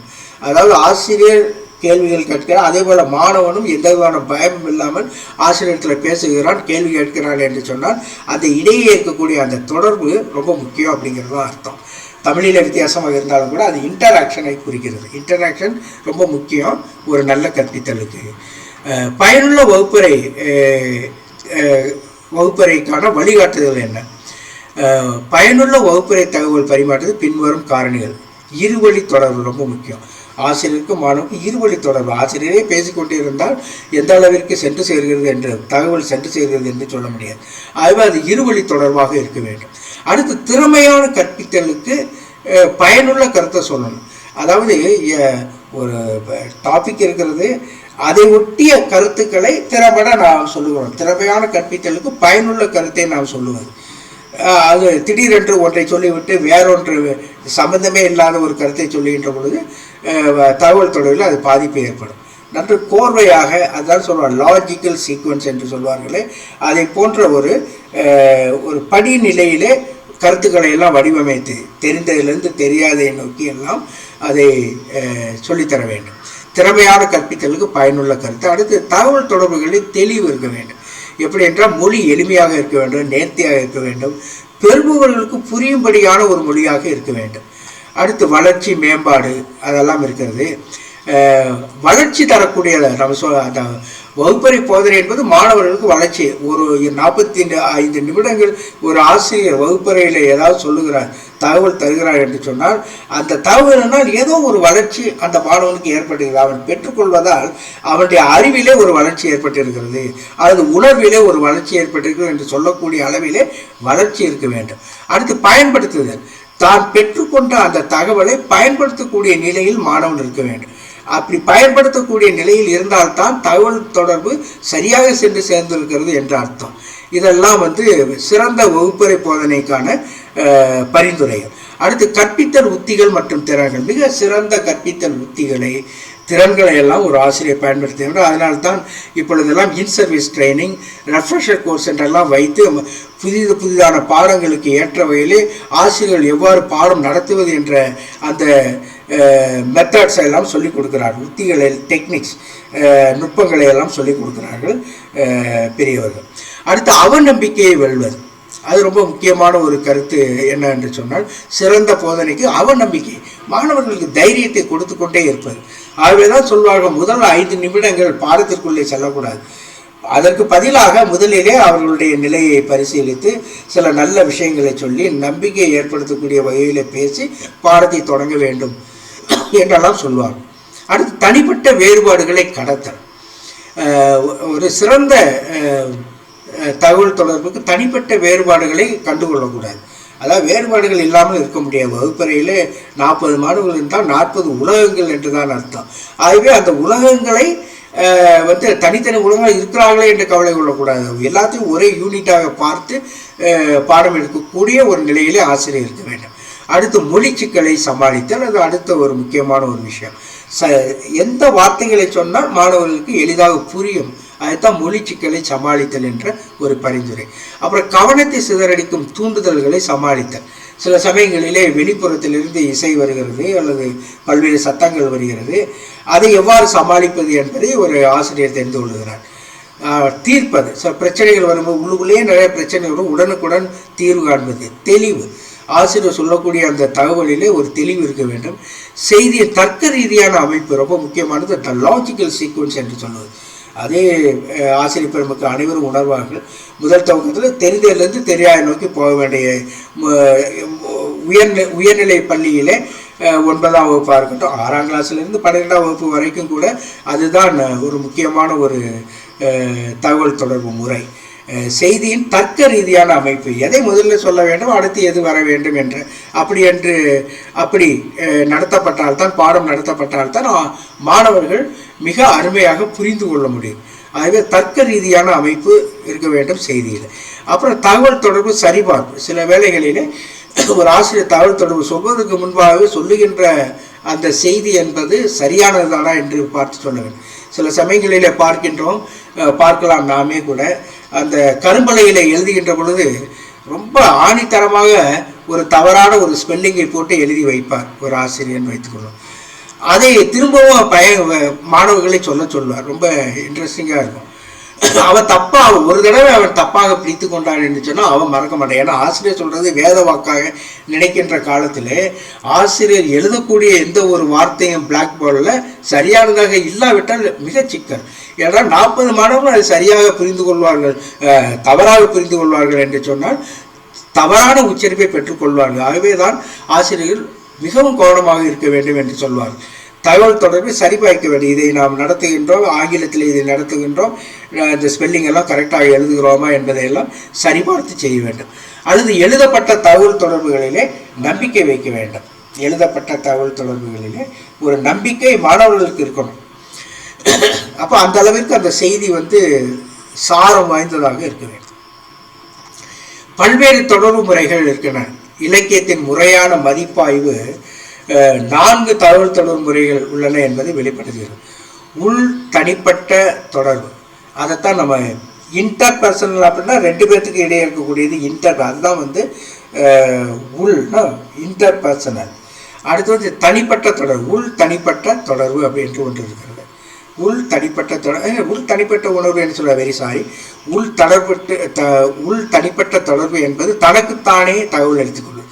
ஏற்கனவே நாம் பார்த்தோம், உள் தனிப்பட்ட இன்ட்ரா பர்சனல் கம்யூனிகேஷன் தமிழில் எப்படி மொழிபெயர்த்திருக்கிறாங்க. உள் தனிப்பட்ட தொடர்பு என்பது இன்ட்ரா பர்சனல் கம்யூனிகேஷன். அடுத்து தனிநபர் தொடர்பு என்று ஒன்று இருக்கிறது, குழு தொடர்பு இருக்கிறது, வெகுஜன தொடர்பு என்று இருக்கிறது. ஆகவே உள் தனிப்பட்ட தொடர்பு என்பது ஒருவர் தன்னுடன் தொடர்பு கொள்ளும் செயல்முறையாக இது வரையறுக்கப்படுகிறது. இதன் பொருள் தொடர்பு என்பது தனக்குள்ளும் அது ஏற்படும். எடுத்துக்காட்டாக சிந்திப்பது, ஒரு சிக்கலை தீர்ப்பது, டைரிகளை எழுவதெல்லாம் இதிலே அடங்கும். அடுத்து தனிப்பட்ட தொடர்பு, தனி நபர்களுக்கு இடையேயான தொடர்பு என்பது இரண்டு நபர்களுக்கு இடையேயான தொடர்பு செயல்முறையாக வரையறுக்கப்படலாம். பொதுவாக நேருக்கு நேராக இது செய்யப்படும். எடுத்துக்காட்டாக வகுப்பறையில் ஆசிரியருக்கும் மாணவருக்கும் இடையிலான தொடர்பு, தொலைபேசி உரையாடல், நேர்காணல் போன்றவை. பேச்சு சொற்கள் அல்லாத தொடர்பு வடிவங்களுக்கு முக்கியத்துவம் கொடுக்கப்படுகிறது. அடுத்து தனிப்பட்ட மற்றும் உள் தனிப்பட்ட தொடர்புகளுக்கு இடையேயான வேறுபாடு என்ன? ஏற்கனவே நாம் சொன்னதுதான் திரும்பவும் வருகிறது. உள் தனிப்பட்ட தொடர்பு இன்ட்ராபர்சனல் கம்யூனிகேஷன். ஒரு மாணவர் யாருடைய உதவி இல்லாமல் ஒரு கணித சிக்கலை தீர்க்கும் போது இன்ட்ராபர்சனல் கம்யூனிகேஷன், தனக்குத்தானே தகவல் அளிப்பு என்பது நடக்கிறது. ஒவ்வொரு கட்டத்திலும் ஒரே கணித சிக்கலை தீர்ப்பதில் அவரது நண்பர் அவருக்கு உதவும் போது தனிப்பட்ட தொடர்பு ஏற்படுகிறது. ரெண்டுக்குள்ள வித்தியாசம். அதாவது இன்ட்ராபர்சனல் அப்படிங்கிறது ஒரு மாணவர் யாருடைய உதவி இல்லாமல் கணிதத்தை செய்தார்னா அது இன்ட்ராபர்சனல் கம்யூனிகேஷன். பிறருடைய உதவியோடு ஒரு கணிதத்தை கணக்கை செய்கிறார் என்று சொன்னால் அது இன்டர்பர்சனல். அதைத்தான் தனிப்பட்ட தொடர்பு அப்படிங்கிறோம். தனிப்பட்ட தொடர்பு தான் இன்டர்பர்சனல் கம்யூனிகேஷன் என்று சொல்கிறோம். அடுத்து குழு தொடர்பு இருக்கிறது. குழுக்கள் சிறியதாகவோ அல்லது பெரியதாகவோ இருக்கலாம். ஒரு குடும்பம் அல்லது ஒரு குழு கூட்டம், குழு தொடர்பு. குழுக்கள் சிறியதாகவோ அல்லது பெரியதாகவோ இருக்கலாம். வெகுஜன தொடர்பு, அதிக எண்ணிக்கையிலான மக்களால் தொடர்பு கொள்ளப்படும் போது வெகுஜன தொடர்பு நடைபெறுது. எடுத்துக்காட்டாக 1000 பேருக்கு திறந்தவெளி கச்சேரி, வானொலி மற்றும் அஞ்சல் அமைப்புகள் போன்றவையெல்லாம் இந்த வெகுஜன தொடர்பிலே வருகிறது. சில கேள்விகளை நாம் முன்வைப்போம். மதிப்பீடு கேட்பதனுடைய முக்கிய நோக்கம். சில சமயங்களிலே அந்த சரியாக அந்த வார்த்தைகள் அமையாமல் இருக்கும். ஆனால் நான் அதை விளக்கி சொல்லுகிறேன்.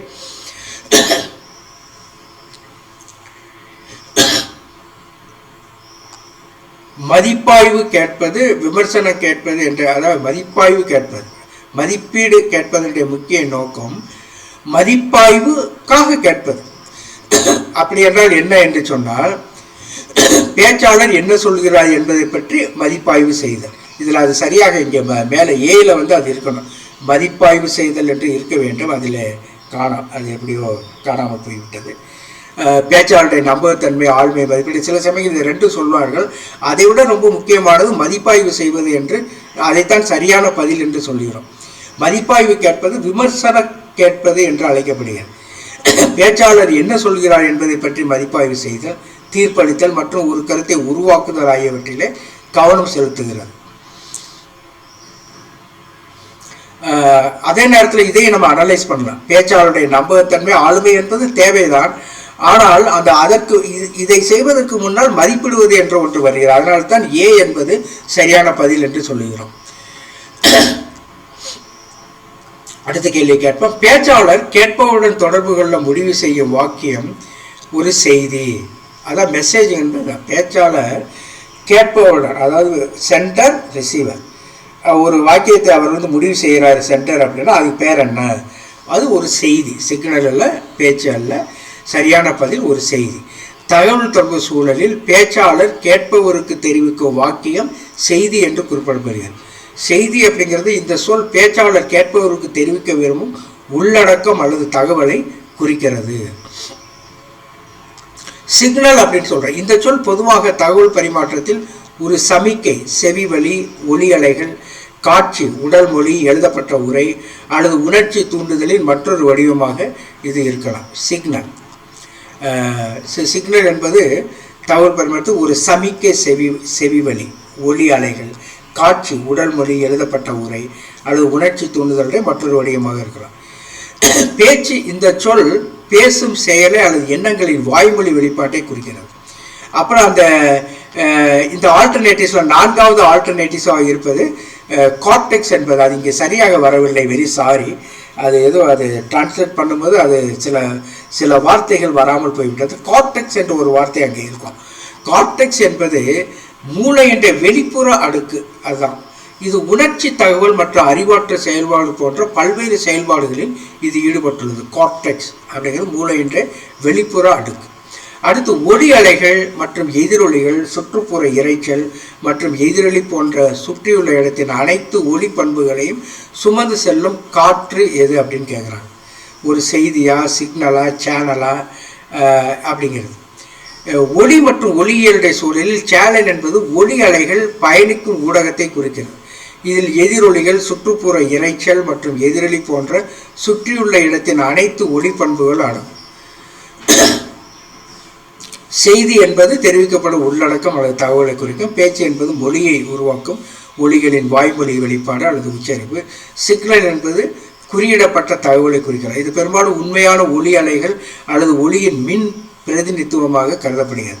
சேனல் என்பது ஒளி அலைகள் பரவும் மற்றும் ஒளியை பாதிக்கும் சூழலின் ஒளி பண்புகளை உள்ளடக்கிய ஊடகத்தை விவரிக்கும் சரியான சொல். எனவே சேனல் ஒளி அலைகளை சுமந்து செல்லும் காற்றை மட்டுமல்ல, ஒளியை எப்படி உணரப்படுகிறது என்பதை பாதிக்கும் எதிரிகள், சுற்றுப்புற இரைச்சல் மற்றும் எதிரொலி போன்ற காரணிகளை உள்ளடக்கியது. அப்படி என்றால் இந்த கேள்விக்கு என்ன பதில்? அதாவது ஒளி அலைகள் மற்றும் எதிரொலிகள், சுற்றுப்புற இரைச்சல் மற்றும் எதிரொலி போன்ற சுற்றியுள்ள இடத்தின் அனைத்து ஒளிப்பண்புகளையும் சுமந்து செல்லும் காற்றுக்கு பேர் சேனல். சேனல் என்றது தான் பதில். எழுதியிருக்கிறோம். சில சமயங்களில் இது சரியான வார்த்தைகள் இங்கே வரவில்லை, அதற்காக பயப்பட வேண்டாம், நான் உங்களுக்கு விளக்கி சொல்லுகிறேன். அடுத்து பின்வருவனவற்றில் எது தகவல் தொடர்புக்கான முக்கிய பண்பு அல்ல என்று கேட்கிறார். தகவல் தொடர்பு செயல்முறை தொடர்ச்சியான தொடர்ந்து மாற்றம், அது ஒரு முக்கியமாக, அது நிச்சய பண்பு தான். தொடர்ந்து சுயமாக தொடங்குகிறது, அதுவும் உண்மைதான். தொடர்ந்து சுயமாக ஆரம்பிக்கிறது, சென்டர்லேருந்து போகணும், தன்னிச்சையாக அது தொடங்கணும். தொடர்பு பரஸ்பரம், அதாவது இருவருக்கும் இடையே ஒரு தகவல் தொடர்பு முறை இருக்கணும். இரண்டு பேருக்கு இடையே ஒரு பரஸ்பரமான தகவல் தொடர்பு இருக்கிறது. தொடர்பு பரஸ்பரம் இல்லை என்பது நிச்சயமாக பண்பளிப்பு. எது தகவல் தொடர்புக்கான முக்கிய பண்பு இல்லை என்று சொன்னால் தொடர்பு பரஸ்பரம் இல்லை. தகவல் தொடர்பு என்பது பொதுவாக இரண்டு அல்லது அதற்கு மேற்பட்ட தரப்பினருக்கு இடையேயான தகவல் பரிமாற்றத்தை உள்ளடக்கியது. இது ஒரு பரஸ்பர செயல்முறையை உருவாக்குகிறது. ஏன் மற்ற விருப்பங்கள் தகவல் தொடர்புடைய சரியான பண்புகள் என்ன என்று பார்க்கலாம். தொடர்பாடல் செயல்முறையானது தொடர்ச்சியானது மற்றும் இயங்கக்கூடியது. தொடர்பு என்பது ஒரு நிலையான நிகழ்வு அல்ல. தகவல் தொடர்பு சுயமாக தொடங்குகிறது. ஒருவருடைய சொந்த எண்ணங்கள், உணர்வுகள் மற்றும் நோக்கங்களை புரிந்து கொள்வது மற்றவர்களுக்கு தெளிவாக தெரிவிப்பதற்கு முக்கியமானது. தொடர்பு என்பது பரஸ்பர உறவு. இதன் பொருள் தகவல் தொடர்பு என்பது இருவழி செயல்முறை என்பதை இது காட்டுகிறது. ஆகவே தொடர்பு என்பது பரஸ்பரம் அல்ல என்பது தப்பு என்பது தகவல் இந்த கூற்று தவறானது. இதுல 4 ஆல்டர்னேட்டிவ்ல தவறானது இதுதான். தொடர்பு என்பது பரஸ்பரம் அல்ல அப்படிங்கிறது. பின் வருவனவற்றில் எதை உள்ளடக்கியது? வாய்மொழி விளக்கம் சத்தமாக இருப்பது, பேசுதல், தன்னிடம் பேசுதல், மனப்பாடம் செய்ய உதவும், உரையை நகல் எடுத்தல். பிறவற்றில் எதை உள்ளடக்கியது இந்த தகவல் தொடர்பு? வாய்மொழி விளக்கம் சத்தமாகவா? சரியான பதில் ஏஎன்சின்னு சொல்கிறோம். ஏ என்பது வாய்மொழி விளக்கம் சத்தமாக இருக்கிறது. பேசுதல், தன்னிடமே பேசுதல் அப்படின்னு. மனப்பாடம் செய்ய உதவும் உரையை நகல் எடுத்தல். டி என்பது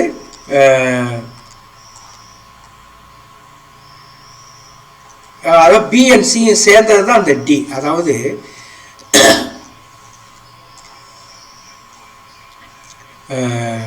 பேசுதல், மனப்பாடம் செய்வதை நகையெடுத்தல். அதில் அந்த கேள்வி சரியாக இது இங்கே அமையவில்லை. ஆங்கிலத்தில் சரியாக வரும், அதை நீங்கள் பார்த்து கொள்ளுங்கள். ஆங்கிலத்தில் போடுகின்ற பொழுது ஏதோ ஒரு வார்த்தை இங்கே மிஸ் ஆகி இருக்கிறது, அதை பற்றி கவலை இல்லை. அதாவது தன்னிடம் பேசுத மனப்பாடம் செய்வதை நகல் எடுத்தல். அதாவது இந்த இன்ட்ரா பர்சனலை பற்றி கேட்குறாங்க. அதாவது உள்ளுக்குள்ளாவே பேசிக்கொள்ளுதல் அப்படி சொல்கிறோமே, இன்ட்ரா பர்சனல், அதை பற்றிய ஒரு கேள்வி.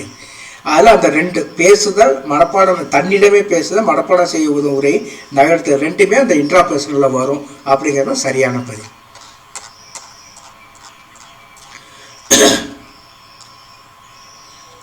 நிலை குறியீடாக பயன்படுத்தப்படும் எதுவும் தனிப்பட்ட தொடர்பு, பொருள் தொடர்பு, கலை தொடர்பு, கிராஃபிக்ஸ். நிலை குறியீடாக பயன்படுத்த எதுவும் பொருள் தொடர்பு அப்படின்னு சொல்கிறோம். ஆடம்பர கார்கள், டிசைனர்கள், உடைகள் போன்ற சமூக அந்தஸ்து, தனிப்பட்ட அடையாளம் அல்லது குழு நிலை சின்னங்களை வெளிப்படுத்தும் பொருட்களை பயன்படுத்துவது உள்ளடக்கியது. விலையுயர்ந்த கேஜெட்டுகள், தனிநபர்கள் தங்கள் சமூக நிலை அல்லது செல்வத்தை மற்றவர்களுக்கு தெரிவிக்க பயன்படுத்தும் பொருட்கள். இந்த பொருட்கள் சொற்கள் அல்லாத தகவல் தொடர்பு வடிவமாக செயல்படுகின்றன. அவற்றை கவனிப்பவர்கள் சில செய்திகளை, சமிக்கைகளை செய்கின்றனர். தனிப்பட்ட தொடர்பு என்பது ஒரு தனிநபருக்குள் நிகழும் எண்ணங்கள், சுய பேச்சு மற்றும் உள் உரையாடல்களை உள்ளடக்கியது. இது பொருட்களையோ அல்லது வெளிப்புற சின்னங்களையோ உள்ளடக்காது. கலை தகவல் தொடர்பு பொதுவாக கலை வடிவங்களை பயன்படுத்தி ஓவியம், இசை, நடனம் போன்ற செய்திகளை, உணர்ச்சிகளை வெளிப்படுத்துகிறது. ஆனால் அது கலையில் உள்ள நிலை குறியீடுகளை உள்ளடக்கியது. கிராஃபிக்ஸ் என்பது படங்கள், வரைபடங்கள் அல்லது வரைபடங்கள் போன்ற காட்சி பிரதிநிதித்துவங்களை குறிக்கின்றன. அவை குறிப்பாக நிலை குறியீடுகளாக பொருட்களை பயன்படுத்தவில்லை. சரியான பதில் பொருள் தொடர்பு. ஆகவே ஆப்ஜெக்ட் கம்யூனிகேஷன் அப்படிங்கிறது தான் இதனுடைய சரியான பதில். அதாவது இந்த சின்னங்களை, கார்கள் அல்லது இந்த ட்ரெஸ்ஸு, இதெல்லாம் பொருள் சின்னத்தில் வருது, ஆப்ஜெக்ட் கம்யூனிகேஷனில் வருது அப்படிங்கிறது சரியான பதில் பொருள் தொடர்புனா ஆப்ஜெக்ட் கம்யூனிகேஷன். பின்வருவனவற்றில் எது சொற்கள் அல்லாத தொடர்பு வகை அல்ல அப்படின்றாங்க. சொற்கள் அல்லாத தொடர்பு வகை அல்ல. பேங், ஆசீர்வாதம், கிளெஞ்ச்டு ஃபிஸ்ட், இதெல்லாம் சொற்கள் அல்லாத தொடர்பு. பேங்னா அடிக்கிறது, டப்னு அடிக்கிறது. ஆசீர்வாதம் அப்படிங்கிறது இந்த கையை அப்படி மேலே வச்சு ஒரு நல்வாழ்த்து சொல்வது, அது ஆசீர்வாதம். அது சொற்கள் அல்லாத தொடர்பு. கிளெஞ்ச்டு ஃபிஸ்ட் அப்படி கைகளை இறுக்கமாக மூடுறது, அதுவும் முக்கியமாக தகவல், அதாவது சொல்லில்லாத தகவல். தலைவலிங்கிறது நம்ம உடலுக்குள்ளே வரக்கூடிய இன்ட்ராபர்சனல், நமக்கு நாமே சொல்லக்கூடிய ஒரு தகவல் தான் தலைவலிங்கிறது. அது இதில் வராது. எது சொற்கள் அல்லாத தொடர்பு வகை அப்படிங்கும்போது பேங், ஆசீர்வாதம், கிளெஞ்ச்டு ஃபிஸ்ட்.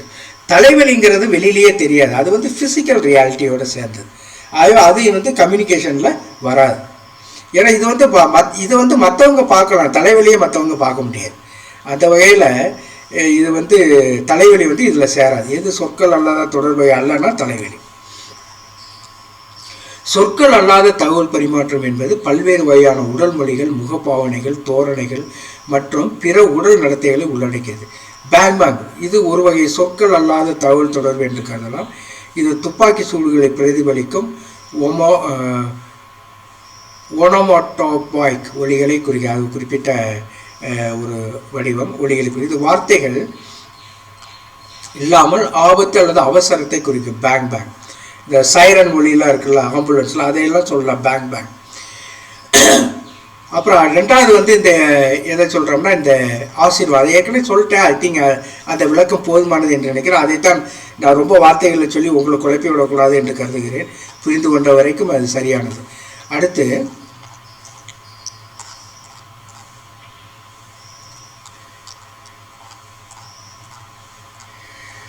மற்றொரு கலாச்சாரத்தின் உலக கண்ணோட்டத்தை ஏற்றுக்கொள்ள இயலாமைக்கு பேர் என்ன?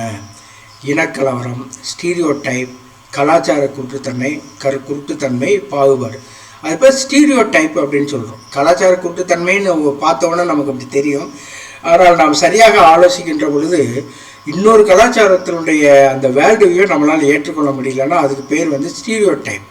மற்றொரு கலாச்சாரத்தின் உலக கண்ணோட்டத்தை ஏற்றுக்கொள்ள இயலாமை பல்வேறு வடிவங்களில் வெளிப்படும். ஆனால் இது ஒரு பொதுவான தடையானது. ஒரு குறிப்பிட்ட குழுவை பற்றிய மிகைப்படுத்தப்பட்ட பொதுவான நம்பிக்கைகளை இது உள்ளடக்கியது. பெரும்பாலும் தனிநபர்கள் அல்லது குழுக்கள் மற்றவர்களை ஒரே மாதிரியாக கூறும்போது அவர்கள் தோல்வியடைகிறார்கள். அந்த கலாச்சாரத்தில் உள்ள பன்முகத்தன்மை மற்றும் சிக்கலான தன்மையை அங்கீகரிப்பது பயனுள்ள குறுக்கு கலாச்சார தொடர்புக்கு இடையூறாக இருக்கும். அதாவது இந்த தமிழில் கொஞ்சம் ஏதோ குளறுபடிகள் இருக்குது. என்ன சொல்கிறோம்னா, சில சமயங்களில் தனிநபர்கள் குழுக்களை பற்றி ஒரே மாதிரியான எண்ணங்களை வைத்திருக்கின்ற பொழுது அவங்கள பற்றி அவங்க சொல்கிறத கூட நம்ம கேட்க மாட்டோம். தகவல் தொடர்பில் பிரச்சனைகள் இருக்கும் அப்படிங்கிறது தான் இது சொல்கிறோம். அதைத்தான் இங்கே என்ன சொல்கிறோம், இது ஸ்டீரியோடைப். ஏற்கனவே அது ப்ரெஜுடிஸும் இதோட சேரும். ஏற்கனவே ஒரு எண்ணத்தை மற்றவர்கள் மீது வைத்திருந்தோம் என்று சொன்னால் அந்த எண்ணத்தின் அடிப்படையில் மற்றவர்களை நாம் மதிக்க மாட்டோம் என்பதுதான் இதனுடைய ஒரு விஷயம். ஆகவே ஸ்டீரியோ டைப் என்பதுதான் சரியான பதிலாக இருக்கும். அது இதை தமிழில் எழுதுகின்ற பொழுது சில பிரச்சனைகள் ஏற்பட்டிருக்கின்றன. ஏனென்றால் அது நீங்கள் வாசிப்பதற்கு கூட சிரமமாக இருக்கும். ஆனால் என்னுடைய விளக்கத்தை வைத்து நீங்கள் கண்டுகொள்ளலாம். கம்யூனிஸ்ட் என்ற வார்த்தை எதிலிருந்து வருகிறது அப்படின்னா அது லத்தீன் வார்த்தை. கம்யூனிஸ்ட் என்ற சொல் லத்தீன் மொழியில் இருக்கிறது. பின்வருவனவற்றில் எது தகவல் தொடர்புக்கான பண்பு அல்ல? தொடர்பு என்பது ஒரு தொடர்ச்சியான செயல்முறை. தொடர்பு என்பது இருவழி செயல்முறை. தொடர்பு என்பது பல நபர்களை உள்ளடக்கியது. தொடர்பு என்பது தவிர்க்கப்பட வேண்டிய ஒரு செயல். தொடர்பு என்பது தவிர்க்கப்பட முடியாது. மற்றதெல்லாம் சரியான வரையறைகள் தான். தொடர்பு என்பது ஒரு தொடர்ச்சியான செயல்முறை. தொடர்பு என்பது இருவழி செயல்முறை. தொடர்பு என்பது பல நபர்களை உள்ளடக்கும். ஆனால் தொடர்பு என்பது தவிர்க்கப்பட வேண்டிய ஒரு செயல் என்பது நிச்சயமாக இல்லை. அதான் இங்கே சரியான பதில். ஏன்னா அவங்க என்ன கேள்வினா எது இந்த நாளில் எது தகவல் தொடர்புக்கான பண்பு இல்லை அப்படின்னா அது 4வது. அதை தகவல் தொடர்பு தவிர்க்கப்பட முடியாது. ஆனால் நமக்கு என்ன சொல்கிறோம், தகவல் தொடர்பு வந்து தவிர்க்கப்பட வேண்டிய ஒரு செயல் என்கிறது தப்பானது. அதனால இந்த கேள்விக்கு சரியான பதில் அது. சரி, பின்வருவனவற்றில் எது எழுதப்பட்ட தொடர்பு வகை? அறிவுரை, ஒப்பந்தங்கள், கூட்டு ஆலோசனைகள், குரல் அஞ்சல். இதில் எது எழுதப்பட்ட தொடர்பு வகை அப்படின்னு அறிவுரை அப்படிங்கிறத வாயில் தான் நம்ம சொல்லுவோம். வாய்ச்சொல்லாம் சொற்களை கொண்டு தான் சொல்லுவோம். கூட்டு ஆலோசனைகள் டிஸ்கஷன் இதெல்லாம் இருக்கும். அதில் குரல் அஞ்சல், அப்புறம் இந்த வாய்ஸ் மெசேஜ்னு சொல்கிறோம்ல அதை சொல்கிறோம். வாய்ஸ் மெசேஜ், குரல் அஞ்சலும் வாய்ஸ் வார்த்தைகளை வச்சு தான் சொல்கிறோம். அப்போ ஒப்பந்தங்கள் மட்டும்தான் ரிட்டன், அதை லீகலி பைண்டிங். அது சட்டங்களுக்கு உட்பட்டு எழுதக்கூடிய ஒப்பந்தங்கள். அந்த ஒப்பந்தங்கள் எழுதப்பட்டு இருக்க வேண்டும். எதாக இருந்தாலும் எழுத்துறக்கூட அப்படின்லாம் சொல்லுவோம் இல்லையா, ஒப்பந்தங்கள். ஆகவே எது எழுதப்பட்ட தொடர்பான ஒப்பந்தங்கள். பின்வருவனவற்றில் எது ஒரு வகை வாய்மொழி தொடர்பு? மாநாடுகள், கான்ஃபரன்சஸ், அறிவிப்பு பலகைகள், கையேடுகள், சுற்றறிக்கைகள். அதாவது இது ஒரு வாய்வழி தொடர்பு. அறிவிப்பு பலகைகள்லாம் ரிட்டனில் ஒரு பேப்பரில் நம்ம எழுதி அதை ஒட்டி வைப்போம், அறிவிப்பு பலகை. கையேடுகள் அது பிரிண்டட் மெட்டீரியல். சுற்றறிக்கைகள் டைப்ட் அவுட் மெட்டீரியல்ஸ். அப்போ எது கான்ஃபரன்ஸில் தான் வாய்மொழி தொடர்பு இருக்கும். மாநாட்டில் என்ன கான்ஃபரன்ஸில் பேசுவோம், பல பேரும் பல கருத்துக்களை சொல்லுவார். ஆகவே எது ஒரு வகை வாய்மொழி தொடர்புனா மாநாடுகள் மட்டும். பின்வருவற்றில் எது உடல் ரீதியான தடை அல்ல? சத்தம், தகவல் சுமை, உடல் வெளிப்படுத்திய செய்தி, முறையற்ற நேரம். உடல் ரீதியான தடை அல்ல அப்படின்னா உடல் வெளிப்படுத்திய செய்தி, அதாவது சைகையை சொல்கிறோம். இயல்பியல் காரணங்களால் உடல் வெளிப்படுத்திய செய்தி சரியான. பின் எது உடல் ரீதியான தடை அல்ல அப்படின்னா சத்தம் நிச்சயமாக ஒரு தடை. தகவல் சுமை ரொம்ப ஓவர்லோட், இன்ஃபர்மேஷன் ஓவர்லோடு, அது சரியாக அது தடை. அதாவது செய்திகளை அதிகமாக பெற்றுக்கொள்ள முடியாது. முறையற்ற நேரம், சரியான நேரத்தில் நம்ம சொல்லலாம். மத்தியான நேரத்தில் போய் கணிதம் நடத்தி கொண்டு இருந்தோம் என்று சொன்னால் அது நிச்சயமாக முறையற்ற நேரம், ஒன்றுமே புரியாது பிள்ளைங்களுக்கு. ஸோ இதெல்லாம் உடல் ரீதியான தடைகள். உடல் ரீதியான தடை எது இல்லை அப்படின்னா உடல் வெளிப்படுத்திய செய்தினா சைகைகள் வழியாக நம்ம செய்யக்கூடிய அந்த செய்தி. இயல்பியல் காரணங்களாக தகவல் பரிமாற்றத்தை தடுக்கும் தடைகள். இந்த சூழலில் ஒவ்வொரு சத்தங்கிறது நம்ம அது சொன்னது ஏற்கனவே நான் அதை பற்றி எக்ஸ்பிளைன் பண்ணிட்டேன்.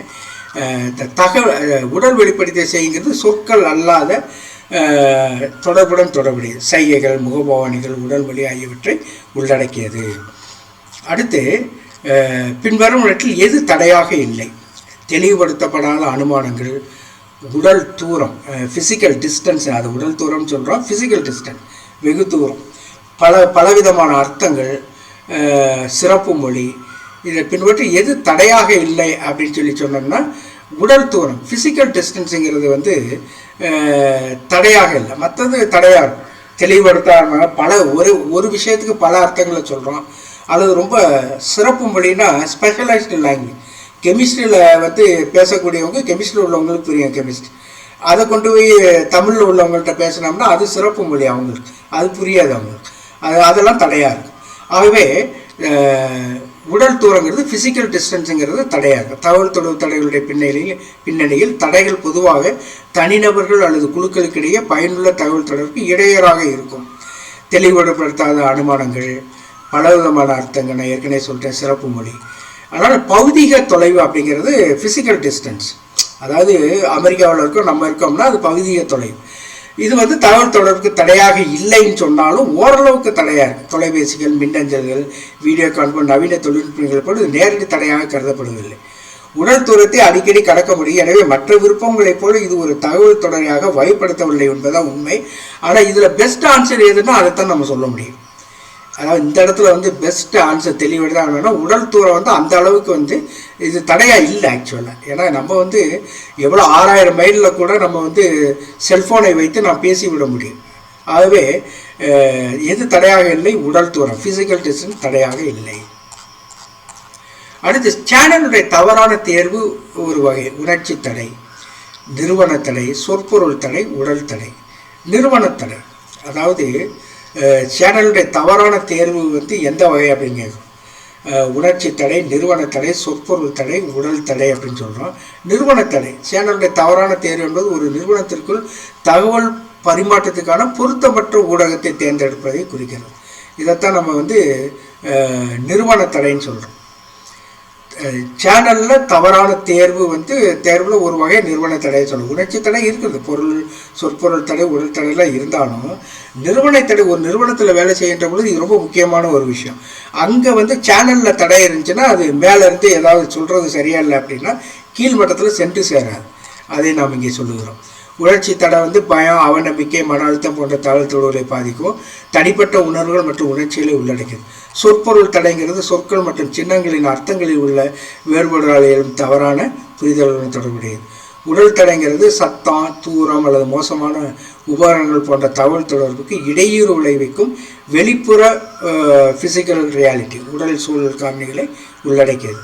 ஸோ தவறான சேனல் தேர்வு நிறுவன தடைகளின் கீழ் சிறப்பாக பொருந்துகிறது. அதை நாம் சரியாக ஏன்னா மற்றதெல்லாம் வந்து இது நம்ம உடல் சார்ந்த, உணவு சார்ந்த, சொற்பொருள் சார்ந்த. ஆனால் நிறுவனம் சார்ந்தங்கிறது நிச்சயமாக பாதிக்கும். அதான் அது அந்த நாளில் வந்து எது பெஸ்ட்டான ஆன்சர் தான் நம்ம வந்து சேனல்ங்கிறோம். தவறான சேனல் தேர்வு, நிறுவனத்தினுடைய தவறான சேனல் தேர்வு, அதைத்தான் நாம் இங்கே சொல்லுகிறோம். உணர்ச்சி தடை, நிறுவன தடை, சொற்பொருள் தடை, உடல் தடை.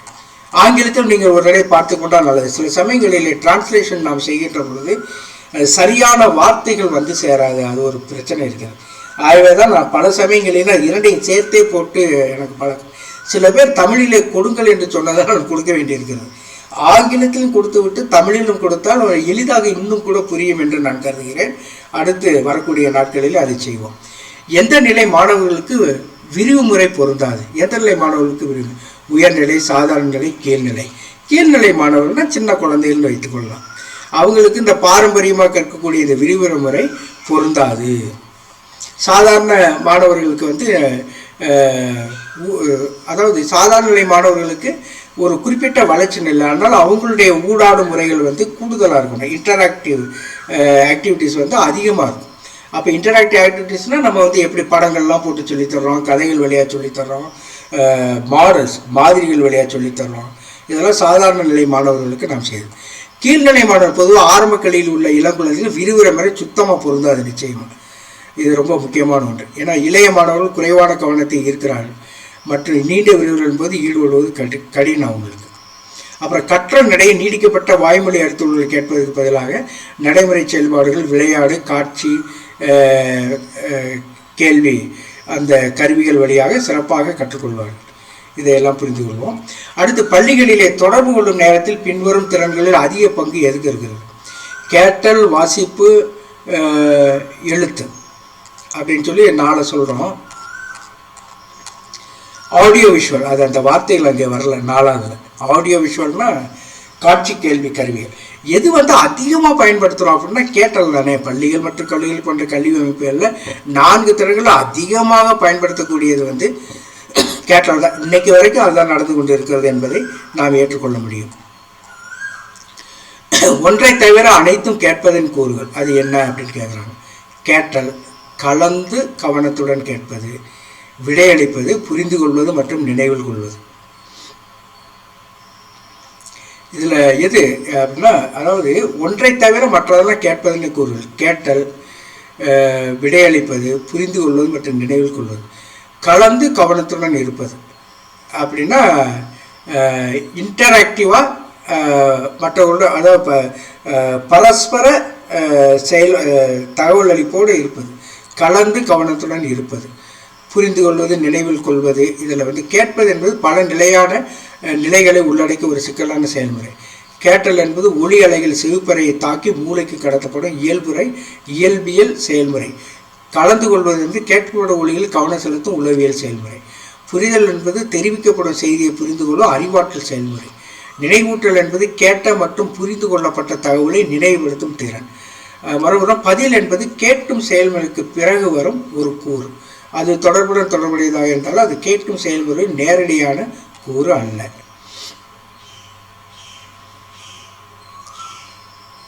அதாவது ஆன்சரிங்ன்ற வரும், அதை தான் நீங்கள் சொல்கிறோம். ஆன்சரிங் விடையளிக்கிறது. ஆனால் இந்த இதில் தப்பாக போட்டிருக்கு. சரியான பதில் ஆல்ல சி. விடையளிப்பது இதில் வராது. ஏன்னா கேட்பது கூறுகள் கவனத்துடன் இருந்து கேட்பது, புரிந்து கொள்வது, நினைவில் கொள்வது, கேட்டல்லாம் அதில் வரும். விடையளிப்பது வராது. விடையளிப்பது கேட்பதில் சேராது. ஆகவே அது ஆ என்பது சரியான பதில் அல்ல, சி என்பது தான் சரியான பதில். Sorry for the mistake. கேட்பது மோசமாக பாதிக்கப்படுகிறது எப்போது? செய்தி ஓவர்லோட், கேட்ட பொருள் அதிகமாக இருக்கிறது, பேசும் வேகம் அதிகமாக இருக்கிறது, ஒரு குறிப்பிடத்தக்க காது கேளாமை, உடல்நிலை பிரச்சனை இருக்கிறது, மேலே உள்ள அனைத்தும். கேட்பது மோசமாக பாதிக்கப்படும், மேலே உள்ள அனைத்தும் உண்மைதானே. இது எல்லாம் இருந்துச்சுன்னா கேட்பது மோசமாக பாதிக்கப்படுகிறது. அதைத்தான் இது விலைக்கு சொல்லியிருக்கின்ற, அது தேவையில்லை என்று கருதுகிறேன். தகவல் தொடர்பு கேட்குதல் மிக முக்கியமான அம்சம். எவ்வாறு மேம்படுத்தப்படணும்? தகவல் தொடர்பு கேட்குதலுடைய மிக முக்கியமான அம்சம், மேம்படுத்தப்படக்கூடிய முக்கியமான அம்சம், கவனத்தை முழுமையாக செலுத்துவது, தொடர்புபடுத்தப்பட்ட பொருளை மிகவும் புதியதாக, ஆர்வமுள்ளதாக, தேவை அடிப்படையாக மாற்றுவது, குரலை திறம்பட ஈர்க்கக்கூடியதாக மாற்றி, இவை அனைத்தும். சரியான பதில் இவை அனைத்தும். எப்படி என்று சொன்னால், தகவல் தொடர்பு கேட்கறதுல முக்கியமான அம்சம் எதை மேம்படுத்தலாம்னு எல்லாத்தையுமே மேம்படுத்த வேண்டிய அவசியம் இருக்குது.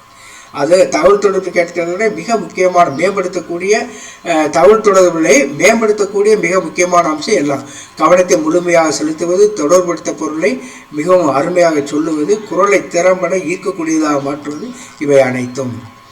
இதைத்தான் விளக்கி சொல்லியிருக்கிறேன். இங்கே இது புரிந்து கொள்ளக்கூடியது என்பதால் அடுத்ததுக்கு சொல்லுவோம். தகவல் தொடர்பு செயல்முறை இதன் மூலம் அதிகரிக்கிறது. சொந்தம், பாதுகாப்பு மற்றும் தேர்வு செய்வதற்கான சுதந்திரம், சந்திப்பின் முறைசாரா தன்மை மற்றும் அழுத்தத்தை தவிர்ப்பது, பெரிய குழு விவாதம். தகவல் தொடர்பு செயல்முறை எதன் மூலம் அதிகரிக்கிறது? பிலாங்கிங்னஸ், சென்ஸ் ஆஃப் பிலாங்கிங்னஸ், பாதுகாப்பு மற்றும் தேர்வு செய்வதற்கான சுதந்திரம், சந்திப்பின் முறைசாரா தன்மை மற்றும் அழுத்தத்தை தவிர்ப்பது, பெரிய குழு விவாதம். ஆகவே எதன் மூலம் தகவல் தொடர்பு செயல்முறை இருக்கிறதுனா, பாதுகாப்பு மற்றும் தேர்வு செய்வதற்கான சுதந்திரம் தான், மற்றதெல்லாம் வராது. சென்ஸ் ஆஃப் பிலாங்கிங்னஸ் ஆட்டோமேட்டிக்காக வந்துடும். அதாவது பாதுகாப்பு மற்றும் தேர்வு செய்கிற சுதந்திரம் இருந்தால் சொந்தம் கொண்டாடுதல் அப்படிங்கிற ஒரு விஷயம் வரும். அதாவது எளிதாக தகவல் தொடர்பு அளிக்கக்கூடிய ஒரு விஷயம் வந்துடும். சந்திப்பின் முறைசாரா தன்மை மற்றும் அழுத்தத்தை தவிர்ப்பது அப்படின்றது. அடுத்து பெரிய குழு விவாதம். இதையெல்லாம் பார்க்கணும். பாதுகாப்பு மற்றும் தேர்வு செய்யணும்னா சுதந்திரம். இந்த சூழல் வெளிப்படைத்தன்மையை வளர்க்கிறது மற்றும் நேர்மையான மற்றும் அர்த்தமுள்ள பரிமாற்றங்களை ஊக்குவிக்கிறது. தகவல் தொடர்பு செயல்பாட்டில் தெளிவாகவும் முழுமையாகவும் ஈடுபடும். சமூக மற்றும் உள்ளடக்கம் பற்றிய உணர்வை உருவாக்குவதற்கு சொன்ன மாதிரி இதை நான் ஏற்கனவே சொல்லிட்டேன். அடுத்த கேள்விக்கு செல்வோம். கிராம மக்களிடையே கல்வியறிவை மேம்படுத்துவதில் பின்வருவனவற்றில் எது நல்ல தகவல் தொடர்பு வழியாக இருக்க முடியாது? ஆர்ப்பாட்டம், படித்தல் மற்றும் எழுதுதல், தொலைக்காட்சி மற்றும் திரைப்பட ப்ரொஜெக்டரில் பொருட்களை வழங்குதல், பெரிய குழு விவாதம். எது நல்ல தகவல் தொடர்பு வழியாக இருக்க முடியாது? படித்தல் மற்றும் எழுதுதல் அதன் வழியாக படிக்காதவங்களுக்கு நம்ம ஒன்றும் சொல்ல முடியாது. சரியான கல்வியுடன் நம்ம சொல்ல முடியாது. கிராமவாசிகளிடையே கல்வியறியை ஊக்குவித்தல் என்பது முறையான கல்விக்கு வரம்பிற்குட்பட்ட நபர்களை அணுகக்கூடிய மற்றும் ஈர்க்கக்கூடிய முறைகளை உள்ளடக்கியது. அதான் அவங்களுக்கு புரியக்கூடிய விஷயமா தான் இருக்கணும். அது தொலைக்காட்சி வழியாக செய்யலாம், படித்தல் வழியாக செய்யலாம், அல்லது ஆர்ப்பாட்டம்னா அதாவது குழுவாக சேர்ந்து செய்யக்கூடிய பல செயல்பாடுகள் வழியாக தகவல் தொடர்பு சொல்லலாம். ஆனால் எது வழியாக செய்ய முடியாது அப்படின்னா, படித்தல் மற்றும் எழுதல் வழியாக தகவல் தொடர்பு அவர்களுக்கு நாம் செலுத்த முடியாது. அடுத்து அனைத்தும் தவிர இருவழி தொடர்புக்கான ஊடகங்களை எடுத்துக்காட்டுது. பொதுக்கூட்டம், பாத யாத்திரை, தெரு நாடகங்கள், ஊர்வலங்கள் மற்றும் பேரணி. இது சரியான பதில் பாத யாத்திரை. இரு தரப்பினருக்கு இடையேயான தகவல் பரிமாற்றம், பொதுக்கூட்டங்கள், தெரு நாடகங்கள் மற்றும் செயல்முறைகள் மற்றும் பேரணிகள் அனைத்தும் பார்வையாளர்கள் மற்றும் பங்கேற்பாளர்களிடமிருந்து கருத்து பரிமாற்றத்திற்கான வாய்ப்புகளை வழங்குது. ஒரு நபர் அல்லது ஒரு குழு ஒரு இடத்திலிருந்து மற்றொரு இடத்திற்கு பயணிக்கும் தகவல் பரிமாற்றம் அல்லது பார்வையாளர்களிடமிருந்து நேரடியான தொடர்பு அல்லது கருத்துக்களை அவசியமாக்க விழிப்புணர்வை ஏற்படுத்துகிறது.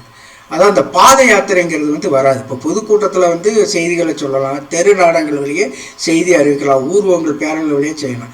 ஆனால் பாத யாத்திரை தனியாக போயிட்டு தன்னுடைய கூட்டத்தோடு செல்றது. ஆனால் அது எந்த விதத்துலையும் பேசிவாக பார்ப்பாங்களே ஒழிய மக்கள் எந்த ஒரு பதிலும் அதுக்கு சொல்ல மாட்டாங்க. அதனால தான் இது இருவழி தொடர்புக்கான ஊடகங்கள் இல்லை என்று நாம் சொல்ல முடியும்.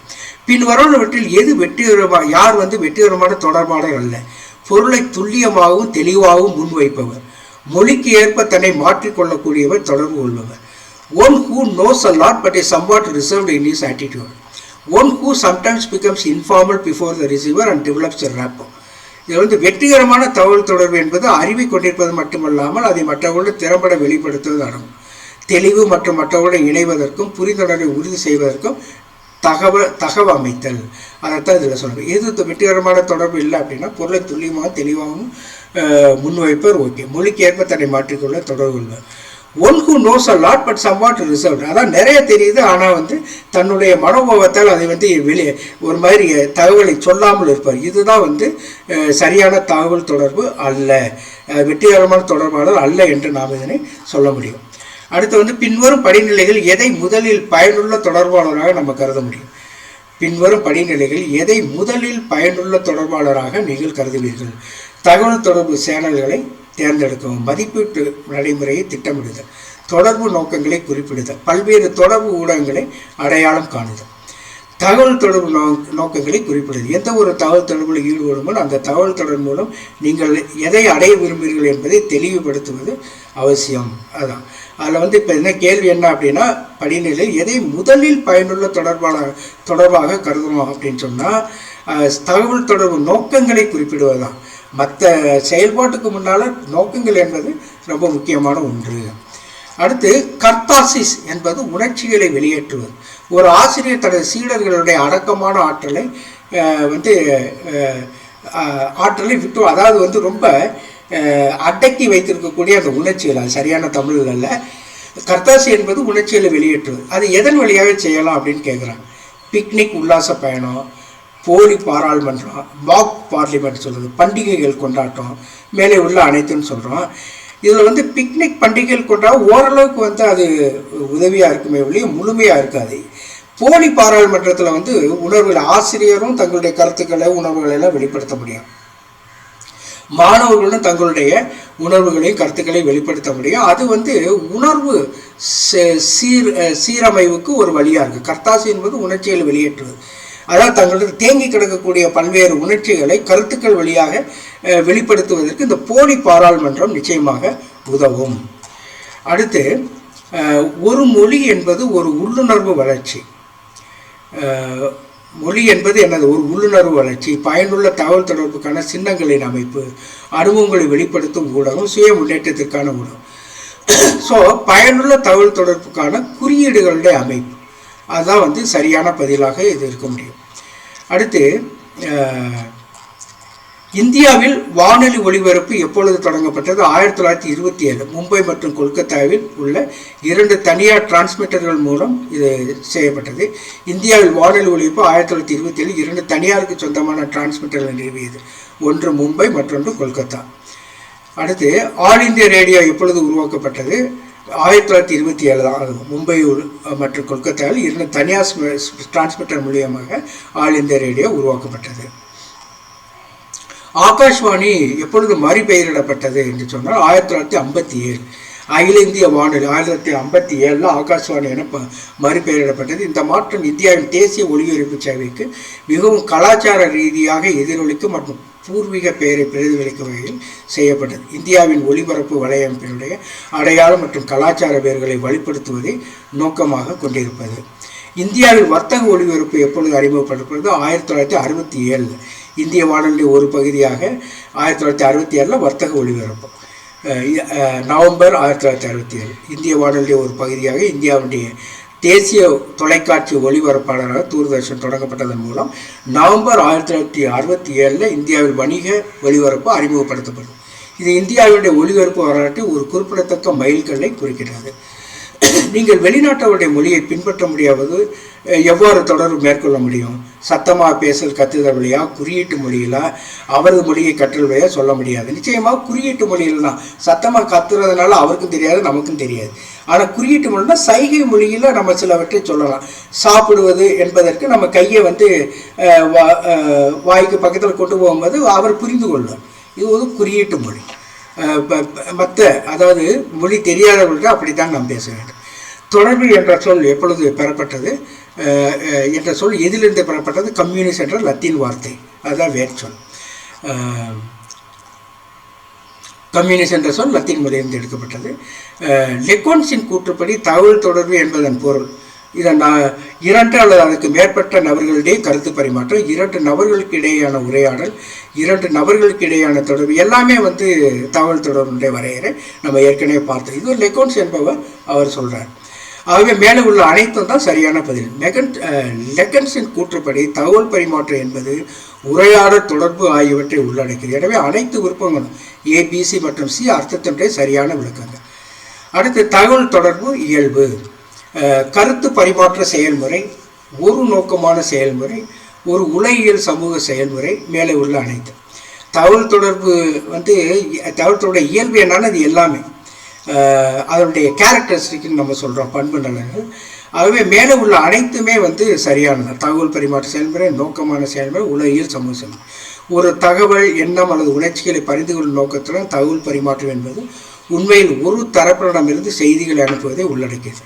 தகவல் தொடர் என்பது ஒரு நோக்கமான செயல்முறை என்றில் அது பொதுவாக அல்லது குறிப்பிட்ட குறிக்கோள் அல்லது நோக்கத்திற்காக உதவுகிறது. ஒரு அடிப்படை நோக்கம் அல்லது நோக்கத்தால் இயக்கப்படுகிறது. உலகியல் மற்றும் சமூக கூறுகளை உள்ளடக்கியது.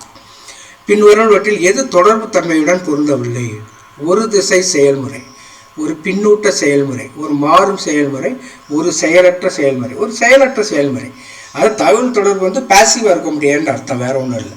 ஒரு திசை செயல்முறை ஒரு டைரக்ஷனில் கூட போகலாம், ஒரு குறிப்பிட்ட நோக்கத்தோட. ஒரு தொடர்பு தன்மையுடன் பொருந்தவில்லை அப்படிங்கிறது செயலற்ற செயல்முறை. ஒரு திசை செயல்முறை, பின்னூட்ட செயல்முறை, மாறு செயல்முறைகளும் ஒன்று தான். ஆனால் செயலற்ற பேசிவ் ப்ரோசஸ் அப்படின்னு சொல்கிறோமே, அது உண்மை இல்லை.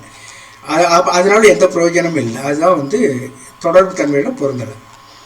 அடுத்து எளிய தகவல் தொடர்பு செயல்முறை பின்வரும் கூறுகளை கொண்டு நம்ம சொல்லலாம். அது என்ன அப்படின்னா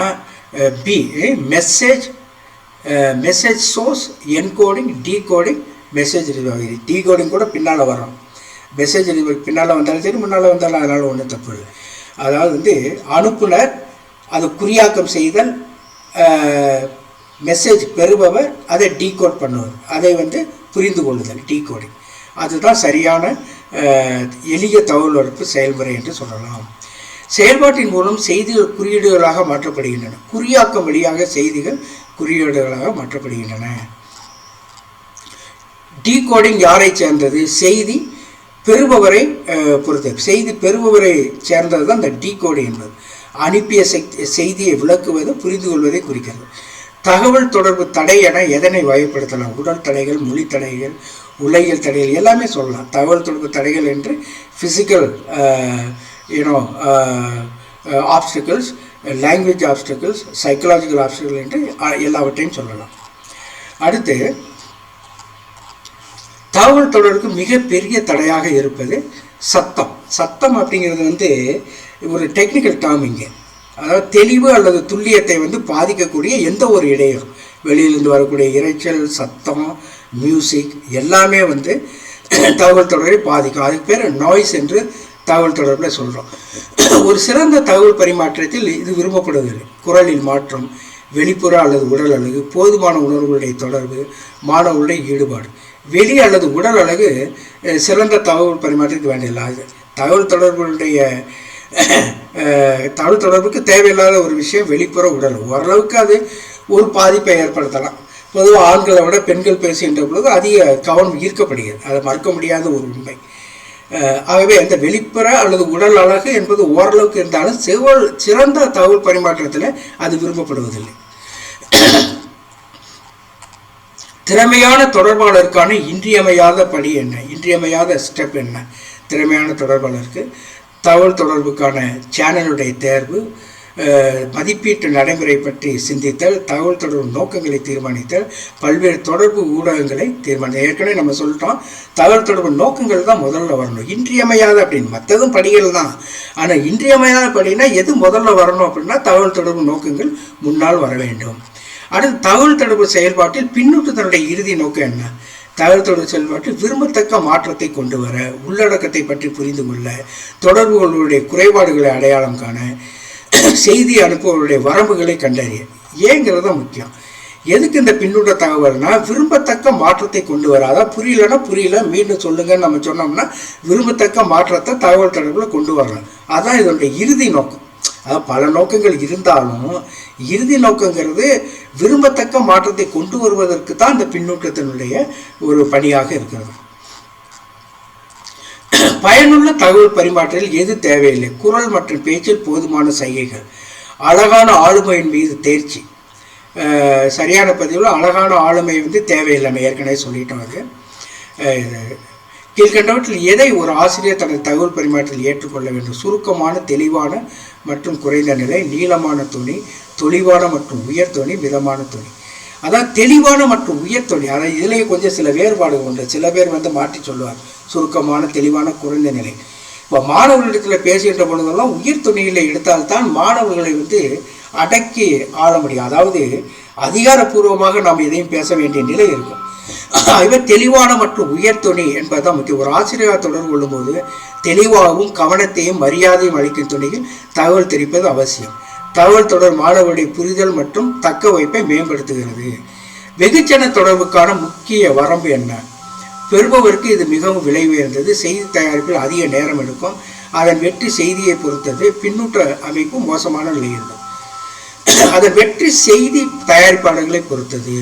வெகுஜன தகவல் தொடர்பு உண்மையில் செய்தி தயாரிப்பாளருடைய செயல்திறன் மற்றும் திறமையை பெறுதல் நம்புகிறது. அது செய்தித்தாள்கள், தொலைக்காட்சி போன்ற பாரம்பரிய ஊடகங்கள் மற்றும் சமூக ஊடகங்கள் போன்ற நவீன டிஜிட்டல் தளங்கள் மூலம் செய்தி எவ்வளவு சிறப்பாக வடிவமைக்கப்பட்டது என்பதை பொறுத்தது. மோசமாக தயாரிக்கப்பட்ட செய்திகள் கவனத்தை ஈர்க்கவோ, நோக்கத்தை வெளிப்படுத்தவோ அல்லது பார்வையாளரிடமிருந்து விரும்பிய பதிலை உருவாக்கவோ தவறிவிடலாம். இதன் மூலம் வெகுஜன தொடர்பு முயற்சி உள்ள செயல்திறனை கட்டுப்படுத்தலாம். ஆராய்ச்சி பணியை தொடர்பு கொள்வதற்கு பின்வரும் கூறுகளில் எது அவசியம்? செயல்முறை, மொழியின் மீது தேர்ச்சி, இலக்கின் அறிக்கை. அதாவது ரெண்டு ரொம்ப முக்கியம். செயல்முறை அப்படின்னா மொழியின் மீது தேர்ச்சி, இலக்கின்ற அறிக்கை. ஆராய்ச்சியை பொறுத்தளவில் இது தகவல் தொடர்பு ரொம்ப செயல்முறை ரொம்ப முக்கியம். அது ஏற்கனவே இருக்கும். ஆனால் ஆராய்ச்சி பணியை நன்றாக செய்வதற்கு மொழியின் மீது தேர்ச்சி, அந்த இலக்கின் அறிக்கை ரொம்ப முக்கியமான ஒன்று. தன்னுடன் தொடர்பு கொள்வது எது என அறியப்படுகிறது? குழு தொடர்பு, கிரேப் வைன் தொடர்பு, தனிநபர் தொடர்பு, தனிப்பட்ட தொடர்பு. தனிப்பட்ட தொடர்பு, தனிநபர் தொடர்பு என்பது ஒரு தனிநபருக்கு நிகழும் தகவல் தொடர்பு செயல்முறை குறிக்கிறது. ஒருவருடைய உணர்ச்சிகள், நம்பிக்கைகள் மற்றும் மனப்பான்மைகள், இரண்டு அல்லது அதற்கு மேற்பட்ட நபர்களுக்கான தகவல் தொடர்பு மற்றும் குழு தகவல் தொடர்பு ஆகியவற்றிலிருந்து வேறுபட்டது இந்த அமைப்பு தனிநபர் தொடர்பு. ஒரு தனிநபருக்குள் நிகழும் தகவல் தொடர்பு செயல்முறை குறிக்கிறது. உணர்ச்சிகள், நம்பிக்கைகள், மனப்பான்மைகள், இதையெல்லாம். அதனால கேள்வி என்ன? தன்னுடன் தொடர்பு கொள்வது என்பது பின்வருவற்றில் எது அறியப்படுகிறது? தனிநபர் தொடர்பு.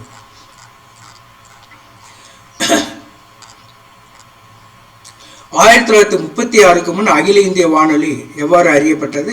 இந்திய ஒலிபரப்பு சபை, ஆகாஷ்வாணி, அகில இந்திய வானொலி. பிரச்சார் பாரதி தொடங்கப்பட்ட ஆண்டு 1997. பிரச்சார் பாரதி 1997 தொடங்குவது. இந்தியாவுடைய மிகப்பெரிய பொது ஒலிபரப்பு நிறுவனம். சொற்கள் அல்லாத தொடர்புடைய காலவரிசை என்ன? அடையாளங்கள், சின்னங்கள், குறியீடுகள், வண்ணங்கள். அதை பற்றி விளக்கி சொல்லியிருக்கிறோம்.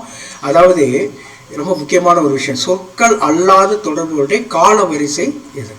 அது எப்படி அப்படின்னு சொன்னால், அறிகுறிகள், முகபாவங்கள், சைகள் மற்றும் உடல்மொழி போன்ற அர்த்தத்தை வெளிப்படுத்தும் அடிப்படை சொற்கள் அல்லது குறிப்புகள். தேசிய கொடிகள் அல்லது மத சின்னங்கள் போன்ற ஒரு குறிப்பிட்ட கலாச்சாரம் அல்லது சூழலில் குறிப்பிட்ட அர்த்தங்களை வெளிப்படுத்தும் சுருக்கமான பிரதிநிதித்துவங்கள், சின்னங்கள்.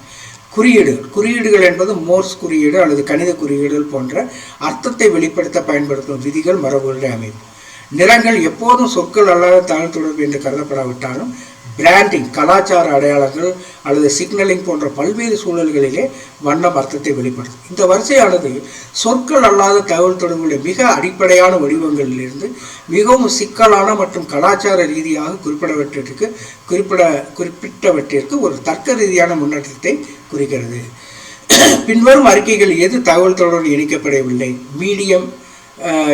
மீடியம் என்பது செய்தி, உலக ஒரு மின்னணு கூட்டமாகும், தகவல் என்பது ஒரு சக்தி, டெலிபதி தொழில்நுட்பமானது. டெலிபதிங்கிறது இது சைக்கலாஜிக்கல் இதோட சேர்ந்தது, சைக்கலாஜிக்கல் கான்செப்ட். அது இட்ஸ் நாட் டெக்னாலஜிக்கல். மற்றதெல்லாம் உண்டு. உலக ஒரு மின்னணு கூட்டம், மீடியம் என்பது ஒரு செய்தி, அதெல்லாம் உண்மைதான். அது டெலிபதி அப்படிங்கிறது உலகியல் ரீதியானது. அதாவது முன்ன பின்ன தெரியாத ஒருத்தருக்கு என்ன நடக்குது அப்படிங்கிறத இங்கே இருந்துட்டு 1000 மைலுக்கு அப்பால் ஒருத்தர் சொல்கிறாருன்னா அதை டெலிபதின்னு சொல்லுவாங்க.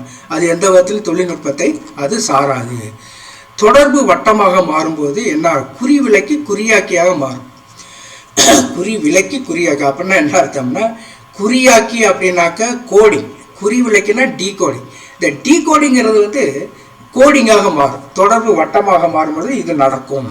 ஆகவே குறிவிலைக்கு குறியாக்குகிறது அப்படிங்கிறது. டிகோடர் ஒரு குறியாக்கியாக மாறும்போது தகவல் தொடர்பு வட்டமாக மாறுது. இதன் பொருள் செய்தியை பெறுபவர் பின்னூட்ட வழங்குவதன் மூலம் அல்லது செய்திக்கு பதிலளிப்பதன் மூலம் அனுப்புநராகவும் மாறுகிறார். 2008 மும்பையில் 26/11 பயங்கரவாத தாக்குதலின் போது முக்கிய பங்கு வைத்த தளம் ஆர்குட்னு சொல்லக்கூடிய ஒரு கூகுளுக்கு சொந்தமான ஒரு சமூக வலைத்தளம். ஆர்குட்டானது 2008 மும்பை பயங்கரவாத தாக்குதலின் போது கூகுளுக்கு சொந்தமான மற்றும் இயக்கப்படும் சமூக வலைத்தளம். இது அவருடைய ஒருங்கிணைப்பு மற்றும் தகவல் தொடர்புகளை எளிதாக்கியது. Thank you very much dear friends. God bless you abundantly. ஒரு சில கேள்விகள் அந்த தமிழிலே அர்த்தம் சரியில்லாத காரணத்தால் ஒரு 2-3 கேள்விகளுக்கு பிரச்சனை இருந்தது. அதை நீங்கள் பெரிதாக கவனித்துக் கொள்ள வேண்டாம். ஆங்கிலத்தில் போடுவதிலே பார்த்தீர்கள் இன்னும் கொஞ்சம் நன்றாக புரியும். ஏன்னா அது மொழிபெயர்ப்பதில் ஏதோ சில குறைபாடுகள் ஏற்பட்டிருக்கிறது, மன்னிக்கவும். ஒரு 2-3 கேள்விகள் மட்டும் அது இருக்கிறது. மற்றபடி நான் சொல்வதை நீங்கள் புரிந்து கொண்டிருப்பீர்கள் என்றே நான் கருதுகிறேன். God bless you abundantly. Please subscribe my video so that I am able to create more and more videos, and also my videos become more valuable. For that reason I am asking. Thank you very much. God bless you abundantly.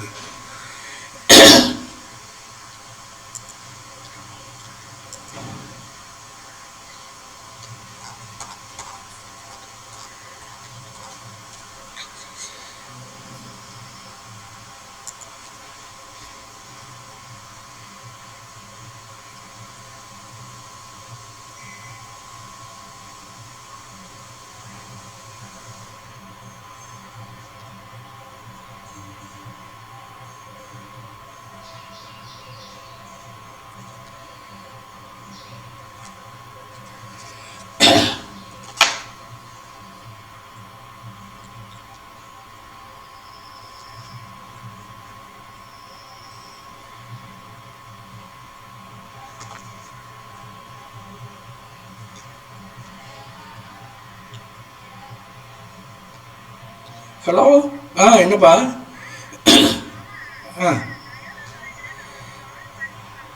ஐயோ, பண்ண சொல்லுப்பா. Parents அதுதான் எனக்கு வந்துச்சு. எனக்கு ஒன்றும் புரியல. ஏப்பா ஒரு பேரண்ட்ஸுடைய இதை கொடுக்க வேணாமா நீங்கள்? எனக்கு அதெல்லாம் அது வந்துச்சு. உடனே பண்ணுங்க. சரிப்பா. சரி அது கொடுத்துட்டே இல்லை, கால் பண்ணிட்டாங்களே. சரி நான் கூட பண்ணலையோக்குன்னு பயமாக போச்சு. என்ன சொன்னாங்க?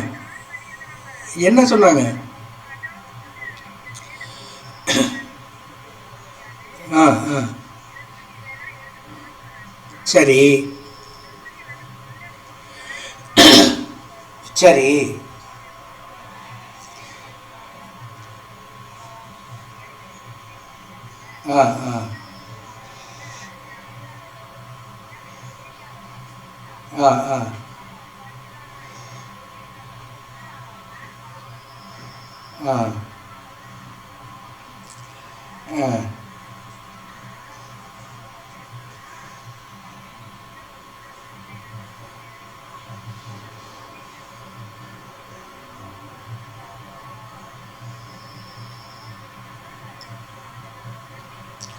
ஆ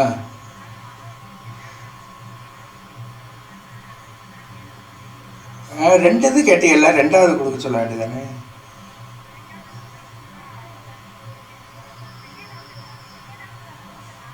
போட்டிருக்கு, அதைத்தான் கொடுத்துருப்பான்னு நினைக்கிறேன். ஐட்டம்.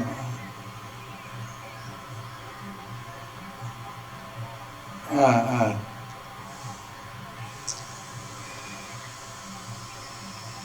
ஆ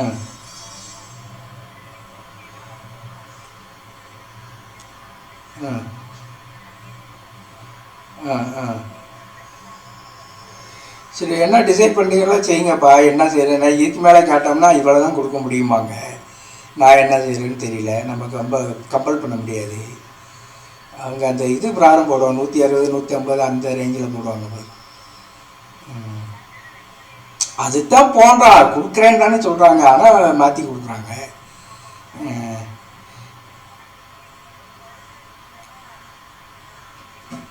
ஆ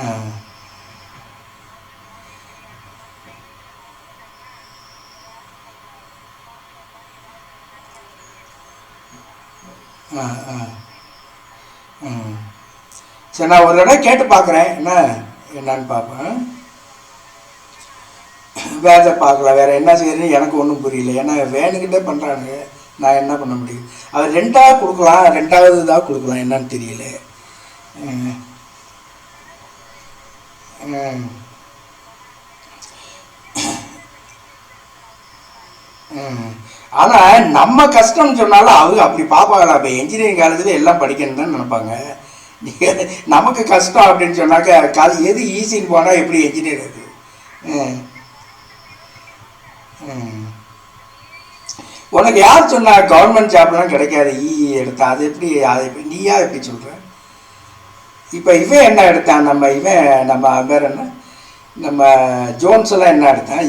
தானே அந்த காலத்தில் எல்லாம் அப்போ தானே எடுத்தாங்க. ஆ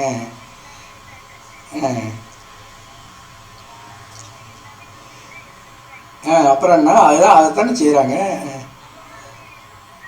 ஆ ஆ ஆ ஆ சரி. ஆ ஆ சரி. ம்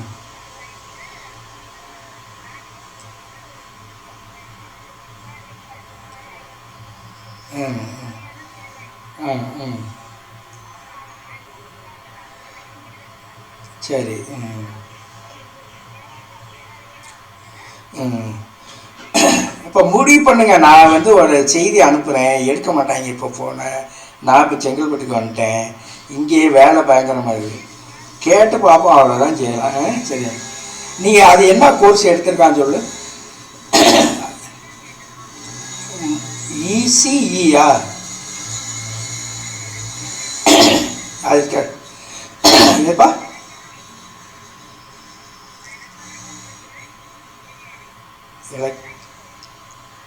இசிஇ முதல், ரெண்டாவது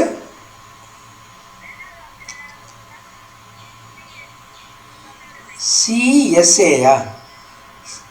சிஎஸ்சி நல்ல எழுதி வச்சுக்கிறேன், அப்போ தான் அது கரெக்டாக சொல்லுது. ரெண்டில் கொடுங்கப்பா அதுன்னு கேட்பான். ஆனால் முடிச்சுட்டாங்கன்னா என்ன அளவு தெரியல, அது வேறு பயமாக. சிஎஸ்இயா? அப்புறம் ம் சரி சரி, சிஎஸ்சி இன்னொன்று ஃபஸ்ட்டு சொல்ல என்னன்ட்டு.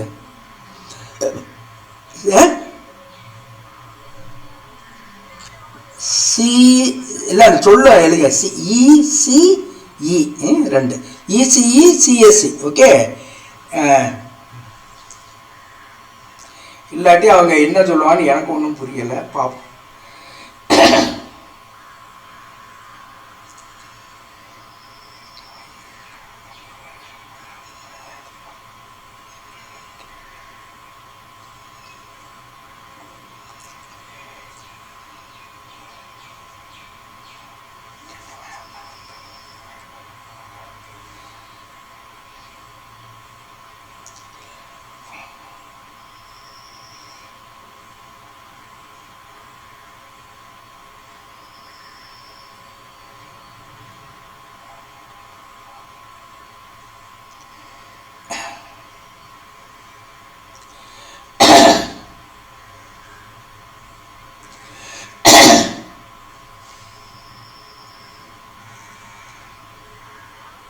இல்லை தம்பி இருக்கானா, அப்போ அவனை பேச சொல்லு, நான் அவன்கிட்ட பேசுகிறேன். இந்த யார் நீ வெளியில் வா, முதல்ல நீ அவங்கள விட்டுட்டு கொஞ்சம் வெளியில் வா, அவங்ககிட்ட பேசுகிறேன். இங்கே இப்போ என்னன்னா, இங்கே வேறு எங்கே இடம் கிடைக்கிறதே பெரிய விஷயம் இல்லை. அங்கே போனீனாலே உனக்கு வேலை கிடைச்சிடும். சும்மா இவங்க கேனத்தனமாக இன்னும் தெரிஞ்ச மாதிரி அது சரி இது சரி, இது தப்பு, இது கஷ்டம், அது கஷ்டம்னு யார் நீ படிக்கிற நீயா அவங்கள? உனக்கு என்ன அது கஷ்டமா? உனக்கு மேத்ஸ் தானே போட்டேன், ஏதோ சோமலானாலும் கொஞ்சம் குறைஞ்சி போச்சு, அவ்வளோதானே. ஏன் உனக்கு கான்ஃபிடென்ஸ் போகுது? நீ சொன்னியா எனக்கு வேணான்னு சொல்லி? என்னப்பா கிடைக்கிறதே பெரிய விஷயப்பா. இப்போ நம்ம திரும்பி கேட்டால் சேருங்க, சேராட்டி போங்கன்னு சொல்லிட்டாங்கன்னா நான் என்ன பண்ணுறது? நீ அங்கே அங்கே கிடைச்சாலே உனக்கு வேலை கிடைச்சிடும், நீ எந்த கோர்ஸ் எடுத்தாலும். அப்போ பயங்கரமாக பணம் கட்டுவோம், அவ்வளோதான். இங்கே வந்து 1.5 லட்சம் 2 லட்சத்தோட போகும், இப்போ முடிஞ்சிடும். நீ அங்கே 4 லட்சம் 5 லட்சம் கட்டிட்டு உட்காந்துருப்ப. தெரியல, நீ வந்து கரெக்டாக அதெல்லாம் திங்க் பண்ணுறியான்னு எனக்கு தெரியலை. அதாவது அவங்க சொல்கிறது உண்மையா? ரொம்ப ஈஸின்ட்டு போனீங்கன்னா அப்புறம் எப்படி நல்ல பெரிய ஆளாக வர்றது? கொஞ்சம் கஷ்டமாக இருந்தாலும் கஷ்டமாக படிப்போம்னு நினைச்சா என்ன நீ? ஹலோ, அது என்ன நீ முடிவு பண்ண? நீ அவங்கள முடிவு பண்ண வைக்காத, உனக்கு எது முடியும்னு பாரு. இது வந்து உண்மையிலே உனக்கு முடியாதுன்னு யாருன்னு சொன்னாங்களோ? அவ்வளோ கஷ்டம்ட்டு எல்லாமே அது. அப்புறம் ஏன் கவலைப்படுற நீ? லோயலா காலேஜில் இருக்குது இடம் கிடைக்கிறதே பெரிய விஷயம். நம்ம வந்து அது வேணும் இது வேணுன்ட்டு நம்ம கேட்டோம்னா அவங்க நம்ம மேலே ஒரு மாதிரி பார்ப்பாங்க. ஏதோ 2 வேணும் ஒன்று கொடுத்தாங்கன்னாக்க சரி, அதுவும் ஒன்றும் கஷ்டமான ஒன்றும் இது இல்லாமல் வேல்யூ இல்லாத இல்லை. கவர்மெண்ட் வேலை கிடைக்கும் நம்மளாம் நினச்சிக்கிறதா? இந்த காலத்தில் எங்கே கவர்மெண்ட் வேலை கிடைக்குது? அம்மா அது சொல்லுது, எங்கே கவர்மெண்ட் இங்கே வர படித்து முடிச்சவொடனே கவர்மெண்ட் வேலை கொடுத்துருவாங்க உனக்கு. இதில் கவர்மெண்ட் வேலை வாங்க முடியாது. இதில் சொல்கிறேன், கேட்குறேன் உனக்கு தெரியுமா அதை பற்றி? அப்புறம் எப்படி நம்ம சொல்கிறது? கவர்மெண்ட் வேலை கிடைக்கணும்னு இவங்களாக கற்பனை பண்ணிக்கிறதா? ஒழுங்காக முதல்ல ஒரு கோர்ஸ் கிடைச்சா அது நல்லபடியாக படிப்பேன். இப்போ என்ன உனக்கு மேத்ஸ் எல்லாம் நல்லா தானே போடுவேன். இப்போ என்ன 40 மார்க்கு அப்படி ஒன்றும் குறைவான மார்க் இல்லை. ஏன்னா ஒரு 60% பக்கத்தில் வருது. அதனால் இப்போ நல்லா படிச்சுன்னா இப்போ வந்துடலாம். தொடக்கத்துலேருந்து கொஞ்சம் நல்லா லைப்ரரி இதெல்லாம் இருக்குது, நல்லா கொஞ்சம் ஹார்ட் ஒர்க் பண்ணினாக்கா வந்துடலாம்ல. நீ என்ன படித்தாலும் வேலை கிடைக்கும்பா லோயலா காலேஜ்னா. நீ சாதாரண கோர்ஸ் எடுத்தாலும் லோயலா காலேஜில் வேலை கிடைக்கும்.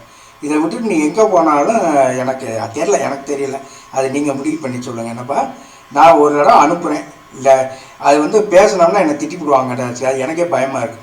நான் வேணால் செய்தி அனுப்புகிறேன், அவங்க என்ன சொல்கிறாங்கன்னு பார்ப்போம். சரியா? Okay, nice.